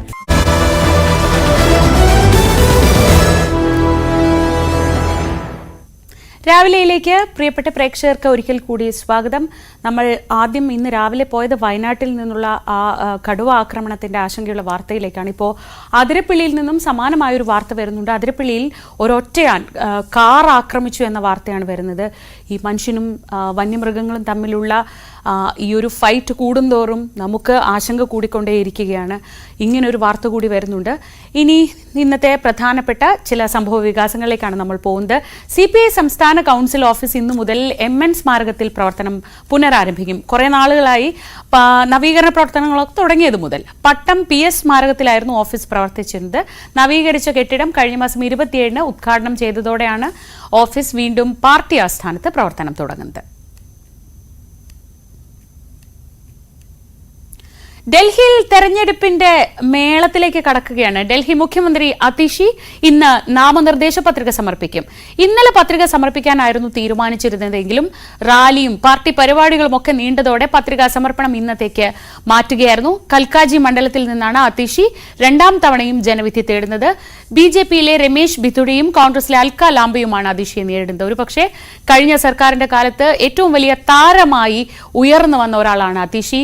മുൻപ് ആം ആദ്മി പാർട്ടി ഒരു സിംഗിൾ മാൻ ഷോ ആയിരുന്നെങ്കിൽ അരവിന്ദ് കെജ്രിവാൾ ജയിലിലേക്ക് പോയ സമയത്താണ് അതിഷി എന്നൊരു താരോദയം ഉണ്ടാവുന്നത്. അപ്പോൾ അതിഷിയുടെ തെരഞ്ഞെടുപ്പ് വിജയം ഇത്തവണ, അല്ലെങ്കിൽ അതിഷിയുടെ തെരഞ്ഞെടുപ്പിലെ പ്രകടനം ഇത്തവണ ഏവരും ഉറ്റുനോക്കുന്ന ഒരു കാര്യമാണ്. ഡൽഹി നിയമസഭാ തെരഞ്ഞെടുപ്പ് പ്രചാരണത്തിൽ അരവിന്ദ് കെജ്രിവാളിനെ കടന്നാക്രമിക്കുകയാണ് രാഹുൽ ഗാന്ധി.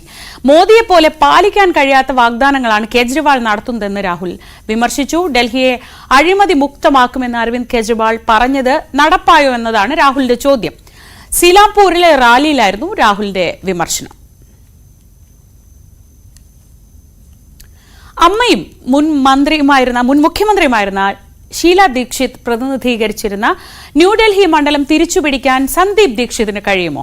സന്ദീപ് ഒരു അട്ടിമറിക്ക് ഒരുങ്ങുമ്പോൾ 4ാം വിജയമാണ് ഷീല ദീക്ഷിതിനെ തോൽപ്പിച്ച് ഡൽഹിയുടെ ഭരണം പിടിച്ച അരവിന്ദ് കെജ്രിവാളിന്റെ ലക്ഷ്യം. മുൻ മുഖ്യമന്ത്രി സാഹിബ് സിംഗ് വർമ്മയുടെ മകൻ പർവേഷ് വർമ്മ BJP സ്ഥാനാർത്ഥിയായി എത്തിയതോടെ ന്യൂഡൽഹി മണ്ഡലം ഒരു ത്രികോണ പോരാട്ടത്തിന്റെ ചൂടിലാണ്.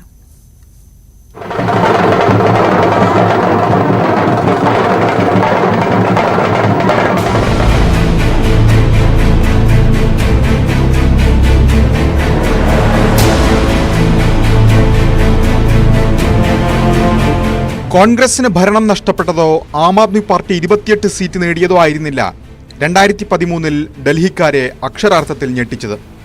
ആര് തോറ്റാലും ജയിക്കുമെന്നുറപ്പുണ്ടായിരുന്ന ഷീല ദീക്ഷിത് ന്യൂഡൽഹി മണ്ഡലത്തിൽ പരാജയപ്പെട്ടതായിരുന്നു ആ തെരഞ്ഞെടുപ്പിലെ വമ്പൻ അട്ടിമറി. മുഖ്യമന്ത്രിയായ 3 തെരഞ്ഞെടുപ്പിലും ഷീല ജയിച്ചത് ആദ്യം ഗോൾ മാർക്കറ്റ് എന്നും പിന്നീട് ന്യൂഡൽഹി എന്നും പേരുമാറിയ മണ്ഡലത്തിൽ നിന്നായിരുന്നു. ആ തോൽവി ഷീല യുഗത്തിന്റെ അവസാനമായിരുന്നെങ്കിൽ കേജ്രിവാൾ യുഗം തുടങ്ങിയതും അവിടെ നിന്ന്. ഷീല ദീക്ഷിത്തിനെ 25,000-ലധികം വോട്ടിന് തോൽപ്പിച്ച കേജ്രിവാൾ 3 തവണ മുഖ്യമന്ത്രിയായി.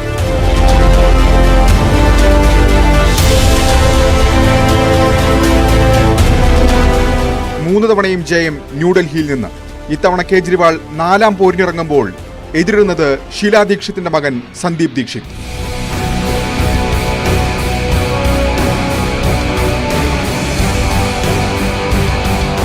ഷീല ദീക്ഷിത്തിന്റെ മകൻ എന്നതിനപ്പുറം ആം ആദ്മി പാർട്ടിയുടെ കടുത്ത വിമർശകൻ, ഡൽഹി കോൺഗ്രസിന്റെ മുഖമന്നി ഘടകങ്ങളാണ് കേജ്രിവാളിനെതിരെ സ്ഥാനാർത്ഥിത്വത്തിലേക്ക് സന്ദീപിനെ നയിച്ചത്.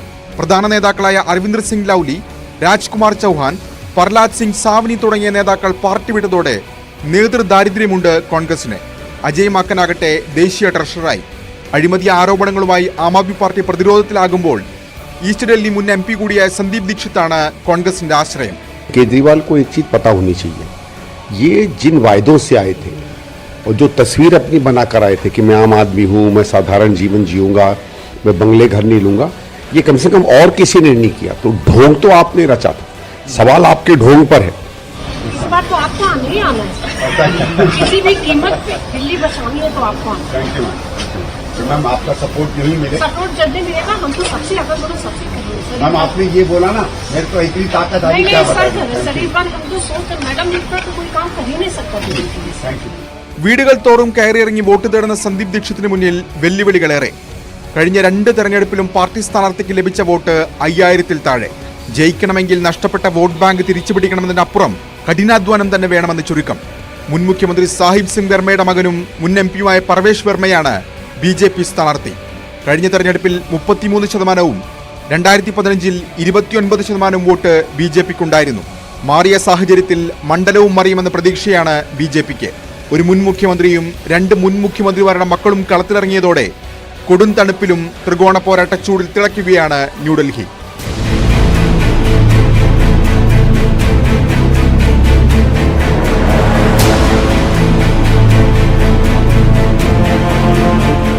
ER Ragesh, news 18. ബോബി ചെമ്മണ്ണൂരിന്റെ ജാമ്യാപേക്ഷയിൽ എന്ത് സംഭവിക്കും? പത്തനംതിട്ടയിൽ കേസ് എങ്ങോട്ടാണ് പോകുന്നത്? വിശദമായി പരിശോധിക്കാം. ജാഗ്രത.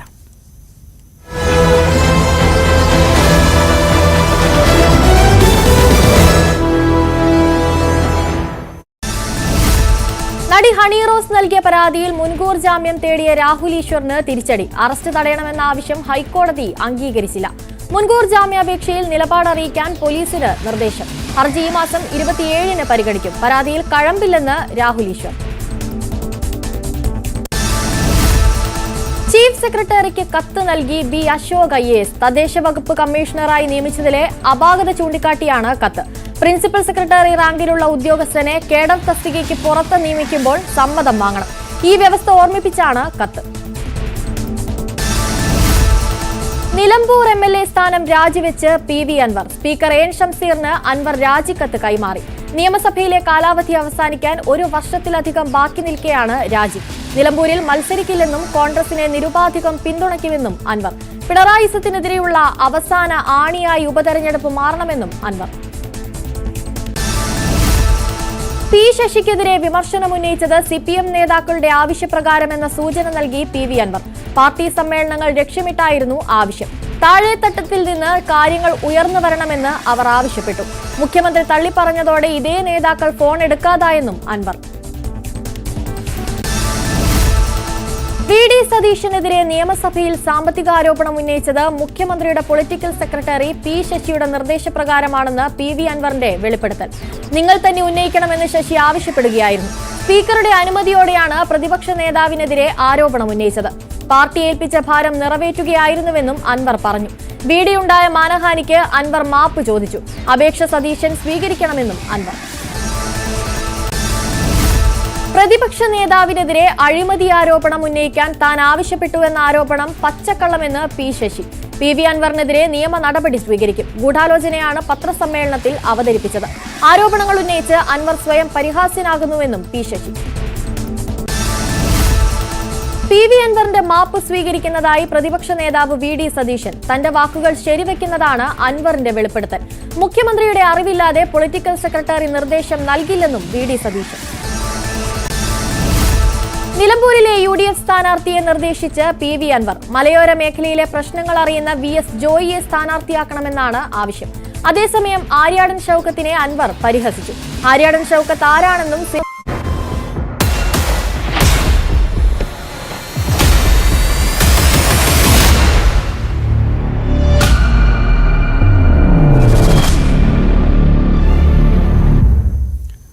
മുൻകൂർ ജാമ്യാപേക്ഷ പരിഗണിക്കുന്നത് ഇന്നത്തേക്ക് മാറ്റിവെച്ചിരുന്നു ബോബി ചെമ്മണ്ണൂരിന്റെ. അങ്ങനെ 3 ദിവസത്തിന് ശേഷം ഇന്ന് ജാമ്യാപേക്ഷ വീണ്ടും കോടതിക്ക് മുന്നിൽ എത്തുമ്പോൾ ബോബി ചെമ്മണ്ണൂർ നിരന്തരം സ്ത്രീകൾക്കെതിരെ അശ്ലീല പ്രയോഗം നടത്തുന്ന ആളാണെന്ന് പോലീസ് ഹൈക്കോടതിയിൽ റിപ്പോർട്ട് നൽകിയിരിക്കുന്നു. ഇന്ന് ജാമ്യാപേക്ഷ പരിഗണിക്കുന്ന സാഹചര്യത്തിലാണ് പോലീസിന്റെ റിപ്പോർട്ട്. മുൻപ് ചിത്രീകരിച്ച വീഡിയോകളും പോലീസ് കോടതിയിൽ സമർപ്പിച്ചിട്ടുണ്ട്. പ്രതികൾക്ക് ജാമ്യം അനുവദിക്കരുത് എന്നതാണ് കോടതിയിൽ പോലീസ് അഭ്യർത്ഥിച്ചിരിക്കുന്നത്. വിവരങ്ങളുമായി ആജ്ഞ രവീന്ദ്രൻ ചേരുന്നുണ്ട്. ആജ്ഞ, അന്ന് പരമാവധി ശ്രമിച്ചിരുന്നു ബി രാമൻപിള്ളയും അഭിഭാഷക സംഘവും എങ്ങനെയെങ്കിലും ബോബി ചെമ്മണ്ണൂരിനെ ഇറക്കാൻ. സ്വാഭാവികമായി ആ സമയത്ത് ബോബി ചെമ്മണ്ണൂരിനൊരു ജാമ്യമൊക്കെ ലഭിക്കേണ്ടതുമായിരുന്നു. പക്ഷേ അത് ഇന്നത്തേക്ക് മാറ്റിയതിനെ തുടർന്നാണ് ശനിയും ഞായറും ജയിലിൽ തന്നെ കഴിയേണ്ടി വന്നത്. വളരെ ക്ഷമയോടെ പോസ്റ്ററൊന്നും ഇടാതെ ജയിലിൽ ഇരിക്കൂ എന്നതാണ് കോടതി അന്ന് ഈ ജാമ്യാപേക്ഷ പരിഗണിക്കുമ്പോൾ ജഡ്ജി പറഞ്ഞത്. ഇന്ന് പക്ഷെ പോലീസ് നൽകിയിട്ടുള്ള റിപ്പോർട്ട് അല്പം അപകടം പിടിച്ചതാണെന്ന് തോന്നുന്നു, അല്ലേ?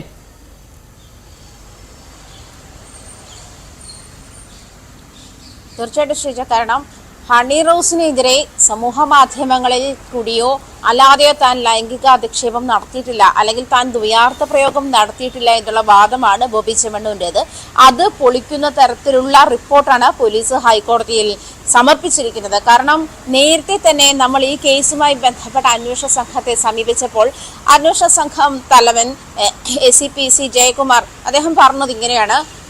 അതായത് ഹണി റോസിന് എതിരെയുള്ള വീഡിയോകൾ മാത്രമല്ല, അതായത് അദ്ദേഹം ബോബി ചെമ്മണ്ണൂർ സോഷ്യൽ മീഡിയ ഹാൻഡിലുകളിൽ കൈകാര്യം ചെയ്തിട്ടുള്ള എല്ലാ വീഡിയോകളും, അതായത് ദ്വയാർത്ഥ പ്രയോഗമുള്ള എല്ലാ വീഡിയോകളും പോലീസുകാർക്ക് ലഭിച്ചുകൊണ്ടിരിക്കുകയാണ്. നിരന്തരം ഇങ്ങനെ ആളുകൾ ഫോർവേഡ് ചെയ്യുകയും അല്ലെങ്കിൽ ഇങ്ങനത്തെ വീഡിയോകൾ ഷെയർ ചെയ്യുന്ന ഒരു സാഹചര്യം കൂടിയുണ്ട്. അതുകൊണ്ട് തന്നെ അതും കൂടി കണക്കിലെടുത്ത് തന്നെയാണ് പോലീസ് ഹൈക്കോടതിയിൽ ഇത്തരത്തിലൊരു റിപ്പോർട്ട് നൽകിയിരിക്കുന്നത്. മാത്രമല്ല, താൻ അറസ്റ്റിലായ ശേഷം തനിക്ക് ഇത്തരം കാര്യങ്ങളിൽ അതല്ലെങ്കിൽ ചെയ്ത കാര്യങ്ങളിൽ കുറ്റബോധമില്ല, അതല്ലെങ്കിൽ താൻ തെറ്റ് ചെയ്തിട്ടില്ല എന്ന് ആവർത്തിച്ച് പറയുമ്പോഴും നിയമ വ്യവസ്ഥയോട് അങ്ങേയറ്റം പുച്ഛം കാണിക്കുന്ന, അല്ലെങ്കിൽ ഒട്ടും യോജിച്ചു പോകാത്ത തരത്തിലുള്ള നിലപാടാണ് ബോബി ചെമ്മണ്ണൂരിന്റെ ഭാഗത്തു നിന്നും ഉണ്ടായത്.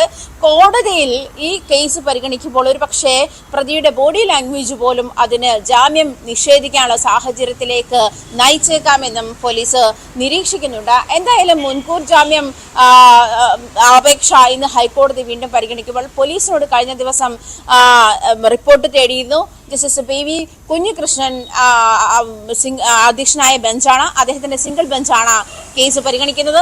ഇന്ന് ഒരു 10:15 കേസ് പരിഗണിക്കുമെന്നാണ് മനസ്സിലാക്കാൻ കഴിയുന്നത്. അതേസമയം ബോബി ചെമ്മണ്ണൂരിന്റെ ജാമ്യാപേക്ഷ അടിയന്തരമായി കോടതിയിലെത്തിയപ്പോൾ എന്താണ് ഈ കേസിന് ഇത്ര പ്രത്യേകത? ബോബി ചെമ്മണ്ണൂരും ഒരു സാധാരണക്കാരനാണ്, പ്രത്യേകിച്ചും പോലീസും ആ നിലപാട് തന്നെ എടുത്തിരുന്നു. പ്രതികൾക്ക്, അതായത് ഇത്തരത്തിൽ ലൈംഗിക അധിക്ഷേപ കേസുകളിൽ, ലൈംഗിക അതിക്രമ കേസുകളിൽ പ്രതികളാകുന്നവർക്ക് നൽകുന്ന അതേ പരിഗണന മാത്രമേ ബോബി ചെമ്മണ്ണൂരിന് നൽകിയിട്ടുള്ളൂ.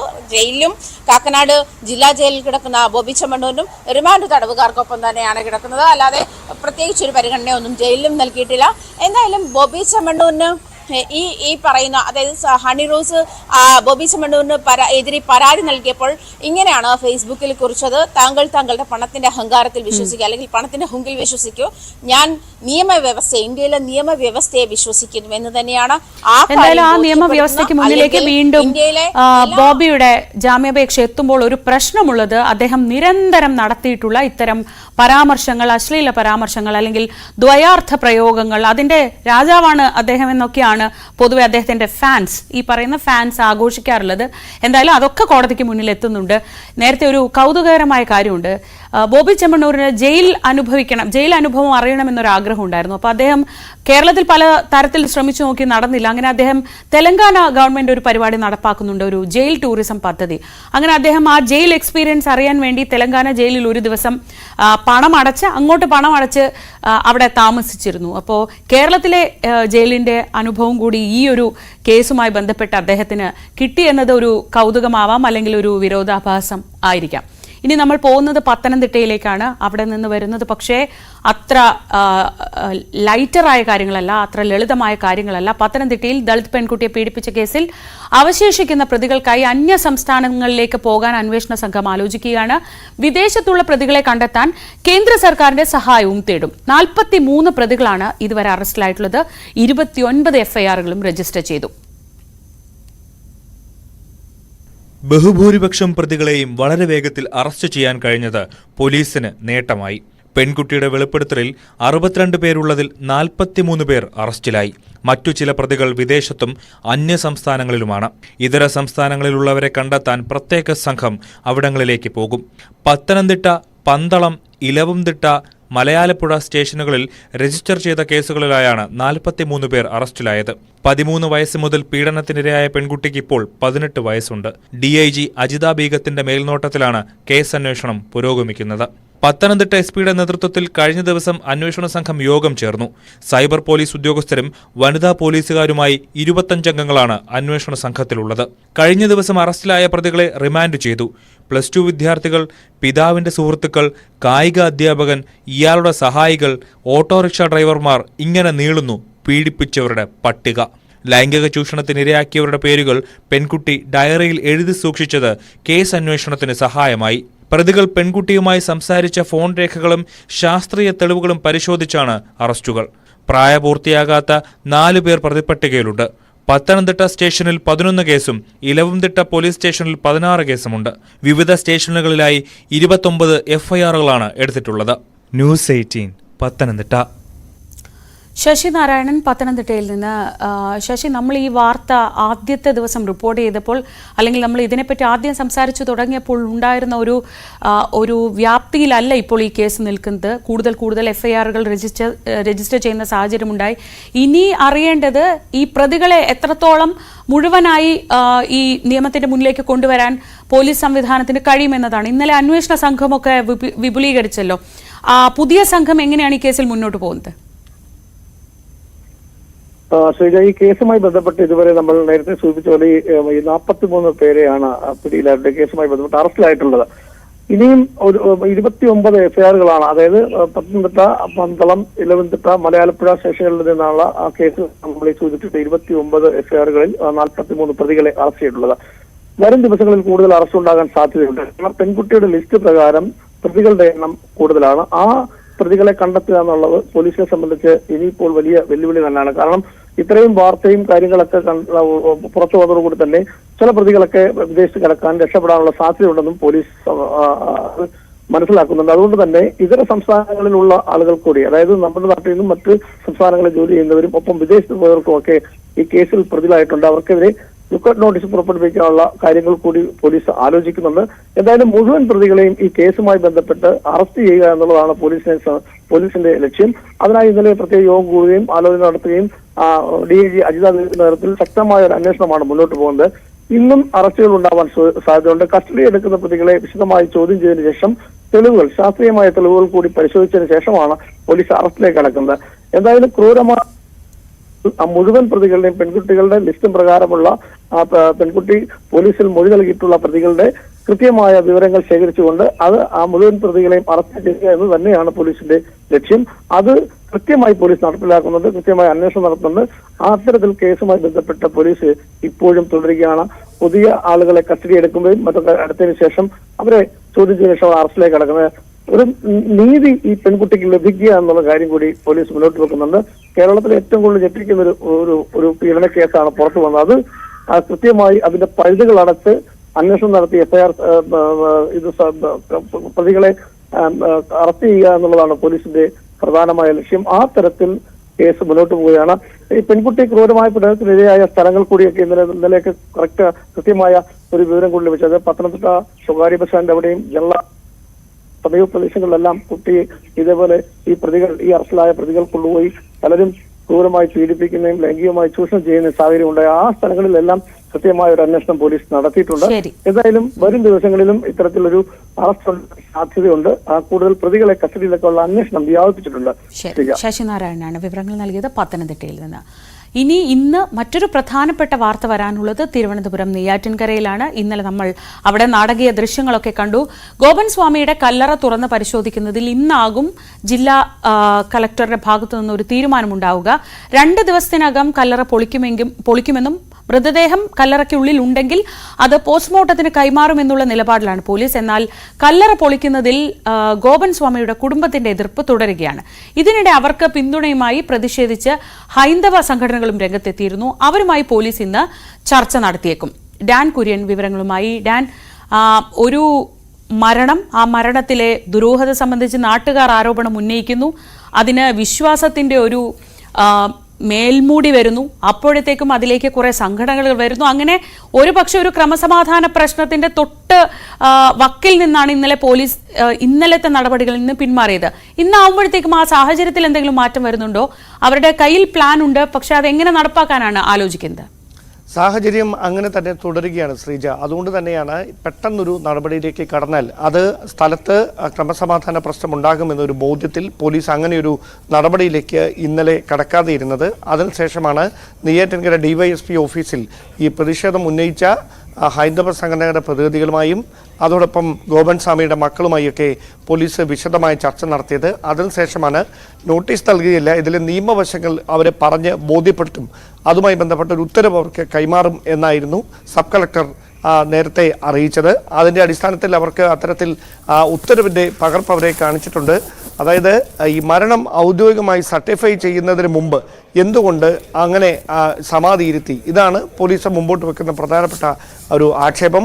അതുമായി ബന്ധപ്പെട്ടാണ് അവർക്ക് പരാതി ലഭിച്ചിരിക്കുന്നത്. ആ പരാതിയിൽ നിയമപരമായ വഴികളിലൂടെ മാത്രമേ മുമ്പോട്ട് പോകാൻ കഴിയൂ എന്ന നിലപാടിൽ പോലീസ് ഉറച്ചു നിൽക്കുകയാണ്. അതായത് ഈ സമാധി സ്ഥലം പൊളിച്ച് പോസ്റ്റ്മോർട്ടം നടപടികൾ പൂർത്തിയാക്കി മരണത്തിൽ ദുരൂഹതകൾ ഉണ്ടെങ്കിൽ അത് സംബന്ധിച്ച അന്വേഷണം, അതല്ല സ്വാഭാവികമാണെന്നാണ് കണ്ടെത്തുന്നതെങ്കിൽ ഇപ്പോൾ ഉള്ളതുപോലെ തന്നെ ഈ ഒരു നിലപാടിലേക്കാണ് പോലീസ് എത്തുന്നത്. പക്ഷേ അത് സ്വീകരിക്കാൻ അവർ തയ്യാറല്ല. അതിനവർ പറയുന്ന ആക്ഷേപം സമാധി ഇരുത്തിയ സ്ഥലം പൊളിക്കുന്നതിലൂടെ അവരുടെ വിശ്വാസപരമായ കാര്യങ്ങൾ വിഘ്നം സംഭവിക്കുകയാണ്, അതിന് സമ്മതിക്കുകയില്ല എന്നൊരു നിലപാടിലാണ് ഈ കുടുംബവും മറ്റ് സംഘടനകളുടെ പ്രതിനിധികളും പ്രതിഷേധവുമായി രംഗത്തെത്തിയിരിക്കുന്നത്. ഈ പശ്ചാത്തലത്തിലായിരുന്നു ഇന്നലെ വലിയ തരത്തിലുള്ള ഒരു സംഘർഷ സാധ്യത അവിടെ ഉടലെടുക്കുകയും ചെയ്തത്. എന്തായാലും ഈ കുടുംബം കോടതിയെ സമീപിക്കാൻ ഒരുങ്ങുകയാണ് എന്ന വിവരമാണ് നമുക്ക് ലഭിക്കുന്നത്.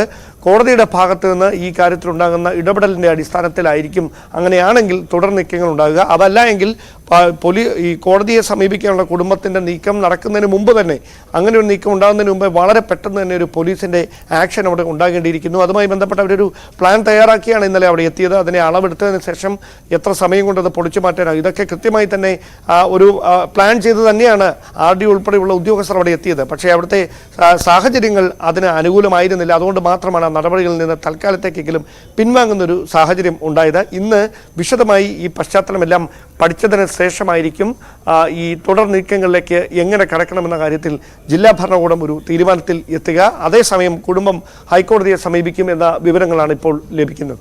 ടാൻ കുര്യനാണ് തിരുവനന്തപുരത്ത് നിന്ന് വിവരങ്ങൾ നൽകിയത്. നെയ്യാറ്റിൻകരയിൽ എന്തായാലും സംഭവ ബഹുലമായി തന്നെ കാര്യങ്ങൾ തുടരുകയാണ്. വയനാട് വീണ്ടും ഭീതിയിലാണ്. പുൽപ്പള്ളിയിൽ വീണ്ടും കടുവ ആക്രമണം ഇന്നുമുണ്ടായി. ഊട്ടിക്കവല ബിജുവിന്റെ വീട്ടിലെ ആടിനെയാണ് കടുവ കൊന്നത്. വീട്ടുകാർ ബഹളം വെച്ചതോടെ കടുവ ഓടിമറഞ്ഞു. ഒരാഴ്ചക്കിടെ 4 വളർത്തു മൃഗങ്ങളെയാണ് ഇവിടെ കടുവ കൊന്നത്. സ്ഥലത്ത് പരിശോധന നടത്തിയ വനം വകുപ്പ് കൂട് സ്ഥാപിച്ചു.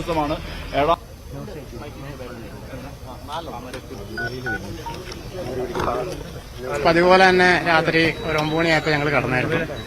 അപ്പോൾ ഒരു 2 മണിയോട് കൂടിയാണെന്ന് എനിക്ക് തോന്നുന്നു. പുറത്തൊരു ലൈറ്റ് വെച്ചിട്ടുണ്ട്, ഒരു ഓട്ടോമാറ്റിക് ഇതായിട്ട് ആരെങ്കിലും മൂവ് ചെയ്ത് കഴിഞ്ഞാൽ സെൻസറുള്ള ഒരു ലൈറ്റ് ഉണ്ട്.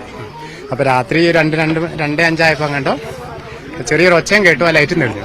അപ്പോൾ അമ്മ അതിൻ്റെ ബെഡ്റൂമിൽ അവരുടെ ഇതിൽ തന്നെ നടക്കണം. അപ്പോൾ അവിടെ നിന്ന് നോക്കിക്കഴിഞ്ഞാൽ ആട് കാണാം, ആടിൻ്റെ കൂട് കാണാം. അപ്പം പെട്ടെന്ന് തന്നെ എഴുന്നേറ്റ് നോക്കിയപ്പം അവിടെ 2 കാലും കുത്തിയിട്ട് അതിനെ കരുത്തായിപ്പിട്ട് അത് ഉറങ്ങുമായിരുന്നു തള്ളയാട്.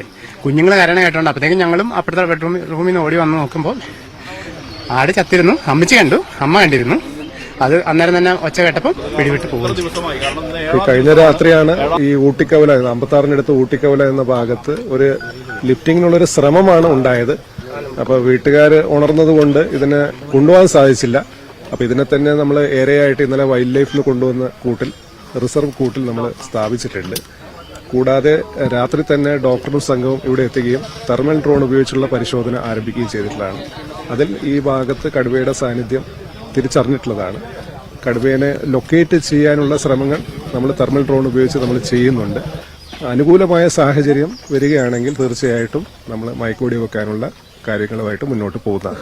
നിലവിൽ 5 കൂടാണ്. നിലവിൽ 4 കൂടാണ് ഈ പറയുന്നത്. നമ്മൾ അപേക്ഷ എന്ന് പറയുന്നത് നമ്മൾ ഇന്ന് ഒരു അവധി ദിവസമാണ്. പരമാവധി ജനങ്ങൾ ഈ മേഖലയിലേക്ക് കടന്നു വരാനുള്ള ഒരു സാധ്യതയുണ്ട്. അത് പരമാവധി ഒഴിവാക്കേണ്ടതുണ്ട്. കാരണം ഈ ഒരു ദൗത്യം അതിന്റെ വിജയകരമായിട്ടുള്ള ഒരു ലക്ഷ്യത്തിൽ എത്തിക്കണമെങ്കിൽ നമുക്ക് അവിടെ പരമാവധി ഡിസ്റ്റർബൻസ്, ഈ പറയുന്ന ദൗത്യം നടക്കുന്ന ഭാഗത്ത് പരമാവധി ഡിസ്റ്റർബൻസ് ഒഴിവാക്കേണ്ടതുണ്ട്. MS അനീഷ് കുമാർ വിവരങ്ങളുമായി. അനീഷ്, കഴിഞ്ഞ ദിവസങ്ങളിലൊക്കെ വനം വകുപ്പ് വലിയ ജാഗ്രതയിലാണ് ഇരുന്നത്. പക്ഷേ എന്നിട്ടും തുടർച്ചയായ നാലാമത്തെ ദിവസവും ഈ വീട്ടിനുള്ളിൽ കൂട്ടിൽ കിടക്കുന്ന ആടിനെ കടുവ ആക്രമിക്കുന്ന സാഹചര്യം ഉണ്ടാവുകയാണ്. ഇത് ആളുകളിൽ വലിയ ഭീതി ഉണ്ടാക്കുമല്ലോ. ഈ വനം വകുപ്പിന്റെ ഭാഗത്തു നിന്ന് ഇപ്പം ഏതാണ്ട് ഈ കാപ്പിത്തോട്ടത്തിൽ ഉണ്ടെന്ന് പറയുമ്പോഴും ഇതിനെ പിടിക്കാനുള്ളൊരു സാഹചര്യം വരാത്തത് എന്തുകൊണ്ടാണ്?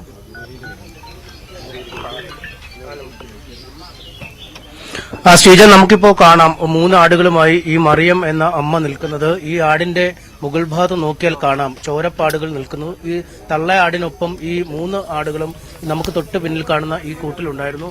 അവിടെ വെച്ചാണ് ഈ ആടിനെ പിടിച്ചത്. നമുക്ക് അമ്മയോട് തന്നെ കാര്യങ്ങൾ ചോദിക്കാം. എന്തായിരുന്നു സംഭവം?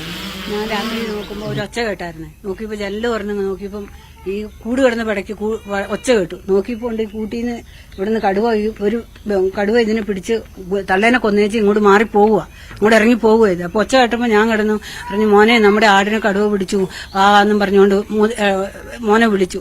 അവര് വന്നു കഴിഞ്ഞപ്പോൾ അപ്പോഴത്തേക്ക് ഞാൻ കണ്ടപ്പോഴത്തേക്ക് ഇങ്ങനെ ജനലിട്ട് കൊട്ടി. ഈ കടുവ ഇതിൽ കൈ കുത്തിയിട്ട് ഇവിടെ നിൽക്കുക.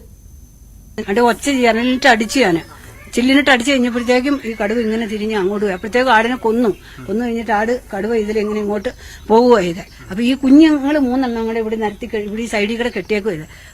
പ്രസവിച്ചിട്ട് 1.5 മാസം ആയുള്ളൂ. ഇതിന് നന്നായിട്ട് 1.5 ലിറ്റർ പാല് കിട്ടണേ. അപ്പൊ രാവിലെ ചായക്കുള്ള ഇച്ചിരി കറക്കാന്ന് ഓർത്തുകൊണ്ട് ഒരു 3-4 ദിവസമായിട്ട് ഞാൻ പിടിച്ച് കെട്ടിയിട്ടുകൊണ്ടിരിക്കുക ഇത് ഇതുങ്ങളെ. അങ്ങനെ ഈ കടുവ ഇതിനെയും പിടിച്ച് ഇങ്ങനെ ആയിക്കൊണ്ട് ഇങ്ങോട്ട് കൊന്നേച്ച് പോകുന്നത്. അപ്പൊ ഇതുങ്ങൾ കിടന്ന് ഭയങ്കര കരച്ചില്. കുഞ്ഞുങ്ങളാണെങ്കിൽ ഇങ്ങനെ തുള്ളി വിറയ്ക്കുവാ ഇതുങ്ങള് കിടന്നുകൊണ്ട്. അപ്പൊ അത് കാരണം ഇതുങ്ങൾ പേടിച്ച് ഇങ്ങനെ വല്ലാണ്ടായി. ഞങ്ങളും പേടിച്ചു പോയി. എല്ലാം ഇങ്ങനെ ഇതാകുക ഇത്. അങ്ങനെ എങ്ങനെ അറിഞ്ഞത് ഇതിന്റെ കടുവ എത്തിയെന്ന് എങ്ങനെ അറിഞ്ഞു? കടുവ എത്തിയെന്ന് പറഞ്ഞത് ഈ ഒച്ച കേട്ടപ്പോ ഇതല്ലേ ലൈറ്റ്, ഈ റൂമിലാണ് ഞാൻ കിടക്കുന്നേ, ഈ റൂമിലാണ് കിടക്കുന്നത്. പിന്നെ ഈ ലൈറ്റ് തെളിയും ശരിക്കും ഓട്ടോമാറ്റിക്കായിട്ട്. ഈ ലൈറ്റ് തെളിയുമ്പോൾ അവിടുന്ന് നോക്കി. ആടിനെ നമ്മൾ നോക്കൂലോ, നമുക്കൊരു ഇതുണ്ടല്ലോ, നമ്മൾ വളർക്കുന്ന മൃഗമല്ല. അപ്പൊ നമ്മൾ നോക്കൂലോ ഇതിനെന്നാ പറ്റിയെന്നുള്ളവര്. അപ്പൊ നോക്കിയപ്പോഴത്തേക്ക് ഈ കടുവ തന്നെ. അപ്പൊ ശരിയോ പിന്നെ വേറൊന്നും നോക്കാനില്ല. കടുവ ആടിനെ കൊന്നു. തള്ളയാടിനെ കണ്ടില്ല. തള്ളയാട് പൊന്തിരുന്ന വലിയ ആടാ, 2.5 ലിറ്റർ പാല് കറക്കുന്ന ആടാ, വലിയ ആടാ. അപ്പൊ അത് കാരണം ഇതിനൊക്കെ നമുക്കറിയാം. ഇവിടെ എണിച്ച് നിൽക്കുമ്പോൾ കുഞ്ഞുങ്ങൾ ചെറുതും തള്ള വലുതുമല്ലേ. അപ്പൊ ഇതിനെ കൊന്നു എന്നുള്ള ഒരു ഉറപ്പായി. കൊന്നിട്ട് ഈ കടുവ അങ്ങോട്ട് പോയി ഇതിനങ്ങോട്ട്. അപ്പൊ ഈ 3 കുഞ്ഞുങ്ങളെ ഇതാക്കിയിട്ട് പിന്നെ അവന്റെ പേർക്ക് മോനെ വിളിച്ചു ഞാൻ. അപ്പൊ അപ്പോഴത്തേക്ക് അവരും വന്നു. അപ്പൊ കടുവ ആടിനെ കൊന്നു അമ്മ, ഇനി എന്നാ ചെയ്യണേന്ന് ചോദിച്ചോണ്ട് ആരോടാ പറയണേ എന്നാ പറയാം. അപ്പം പറഞ്ഞു ഞാനോട് പറ മോനെ അങ്ങനെ വിളിക്ക് എന്ന് പറഞ്ഞു. മൂത്തവൻ വേറെ താമസിക്കുന്നത്. അപ്പൊ അവനെ വിളിച്ചു. അവൻ ഇവിടെ താമസിക്കുന്നത്. അവനെ വിളിച്ചു. അവൻ 10 മിനിറ്റിനുള്ളിൽ അവനും വന്നു, ഫോറസ്റ്റുകാരും അവരെല്ലാം 15 മിനിറ്റിനുള്ളിൽ 2 പേരും 10 മിനിറ്റിനുള്ളിൽ അവനും വന്നു, ഫോറസ്റ്റുകാരും വന്നു. അപ്പോഴത്തേക്ക് എല്ലാ കാര്യവും ഇതാക്കി ഇങ്ങനെ അവര് വന്നു ഇത് ചെയ്യേണ്ടത്. ശ്രീജ, ഇതാണ് ഈ കൂടാണ്. ഈ കൂടിനുള്ളിലായിരുന്നു ആടുണ്ടായിരുന്നത്. അതിന് ചേർന്ന ഇടങ്ങൾ കൃഷിയിടങ്ങളാണ്. പിന്നെ അവിടെ താഴേക്ക് പോകുമ്പോൾ കാപ്പിത്തോട്ടമുണ്ട്. ആ ഭാഗത്ത് ഈ മേഖലകളിൽ തന്നെ ഏതാണ്ട് രാവിലെ വരെ ഈ കടുവയുടെ സാന്നിധ്യം ഉണ്ടായിരുന്നു. ഈ തെർമൽ സ്കാനറുകൾ ഉപയോഗിച്ച്, ഈ ഡ്രോൺ ക്യാമറകളൊക്കെ ഉപയോഗിച്ച് നടത്തിയ പരിശോധനയിൽ ഈ മേഖലകളിൽ രാവിലെ വരെ കടുവയുടെ സാന്നിധ്യം ഉണ്ടായിരുന്നു. ഇപ്പോഴും ഈ അരുൺ സക്കറെ ഡോക്ടർ അടക്കമുള്ളവർ, ഈ DFO അടക്കമുള്ളവർ ആ സമീപത്ത് തന്നെയുള്ള ഒരു കാപ്പിത്തോട്ടത്തിനടുത്ത് നിലയുറപ്പിച്ചിരിക്കുകയാണ്. ആ ഭാഗത്ത് കടുവയുടെ സാന്നിധ്യം ഇപ്പോഴും സ്ഥിരീകരിക്കാൻ കഴിഞ്ഞിട്ടുണ്ടെന്നാണ് മനസ്സിലാക്കാൻ കഴിയുന്ന. ഒരു ദൌത്യത്തിലേക്ക് തന്നെ നീങ്ങുകയാണ്. എങ്ങനെ രാവിലെ വരെ ഒരു സാന്നിധ്യം ഉണ്ടായിരുന്നു ഇവിടെ അല്ലേ? രാവിലെ ഒരു 4 മണി വരെ മേളിൽ കാപ്പിത്തോട്ടത്തിലുണ്ടായിരുന്നു എന്നാണ് പറയുന്നവരെ. പിന്നെ 2 മണിക്ക് വന്ന് പിടിച്ചു, 2:10 പിടിച്ചെന്ന് പറഞ്ഞു. 4 മണി വരെ ഉണ്ടായിരുന്നു. പിന്നെ അത് മേളിൽ കൂടി കയറി അപ്പുറം കാപ്പിത്തോട്ടത്തിലുണ്ടെന്ന് അവർ പറയുന്നത്. ഇവിടെ കടുവ മാത്രമല്ല, എല്ലാ മൃഗവും, പന്നിയാണ് ഏറ്റവും വലിയ ശല്യം. ഒരു കൃഷിയൊന്നും ഞങ്ങൾക്ക് ഒരു വാഴക്കൃഷിയായാലും നട്ടാലൊന്നും കിട്ടി അത്ര തന്നെ. അതെല്ലാം മലയണ്ണാൻ, കൊരങ്ങ്, എല്ലാ ശല്യങ്ങളും. വയനാട്ടിലെ പുൽപ്പള്ളി ഈ ഭാഗത്തുള്ള ആളുകൾ തുടർച്ചയായ 4-ാം ദിവസവും കടുവ വീട്ടിലേക്ക് വന്ന് വളർത്തുമൃഗങ്ങളെ പിടിക്കുന്ന സാഹചര്യം. ആടുകളെ മാത്രമാണ് പിടിക്കുന്നത്. പ്രായമായ ഒരു കടുവയാണെന്നൊക്കെ വനം വകുപ്പ് വിലയിരുത്തുന്നുണ്ട്. പക്ഷേ ഇന്നത്തെ ദിവസം വളരെ നിർണായകമാണ്. ഇന്ന് അവധി ദിവസമായതുകൊണ്ട് തന്നെ ഒരു ദൗത്യത്തിലേക്ക് ഒരുപക്ഷെ സംഘം പോയേക്കാമെന്ന വിവരങ്ങളാണ് ഇപ്പോൾ പുറത്തു വരുന്നത്.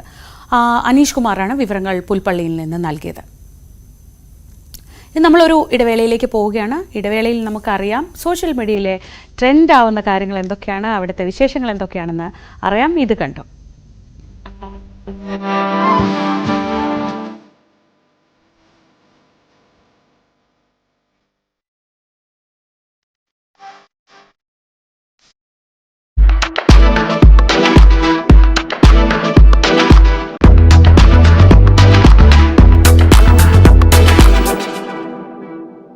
ഹായ് ഹലോ നമസ്കാരം എല്ലാവർക്കും ഇത് കണ്ടോയുടെ ഏറ്റവും പുതിയ എപ്പിസോഡിലേക്ക് വെൽക്കം.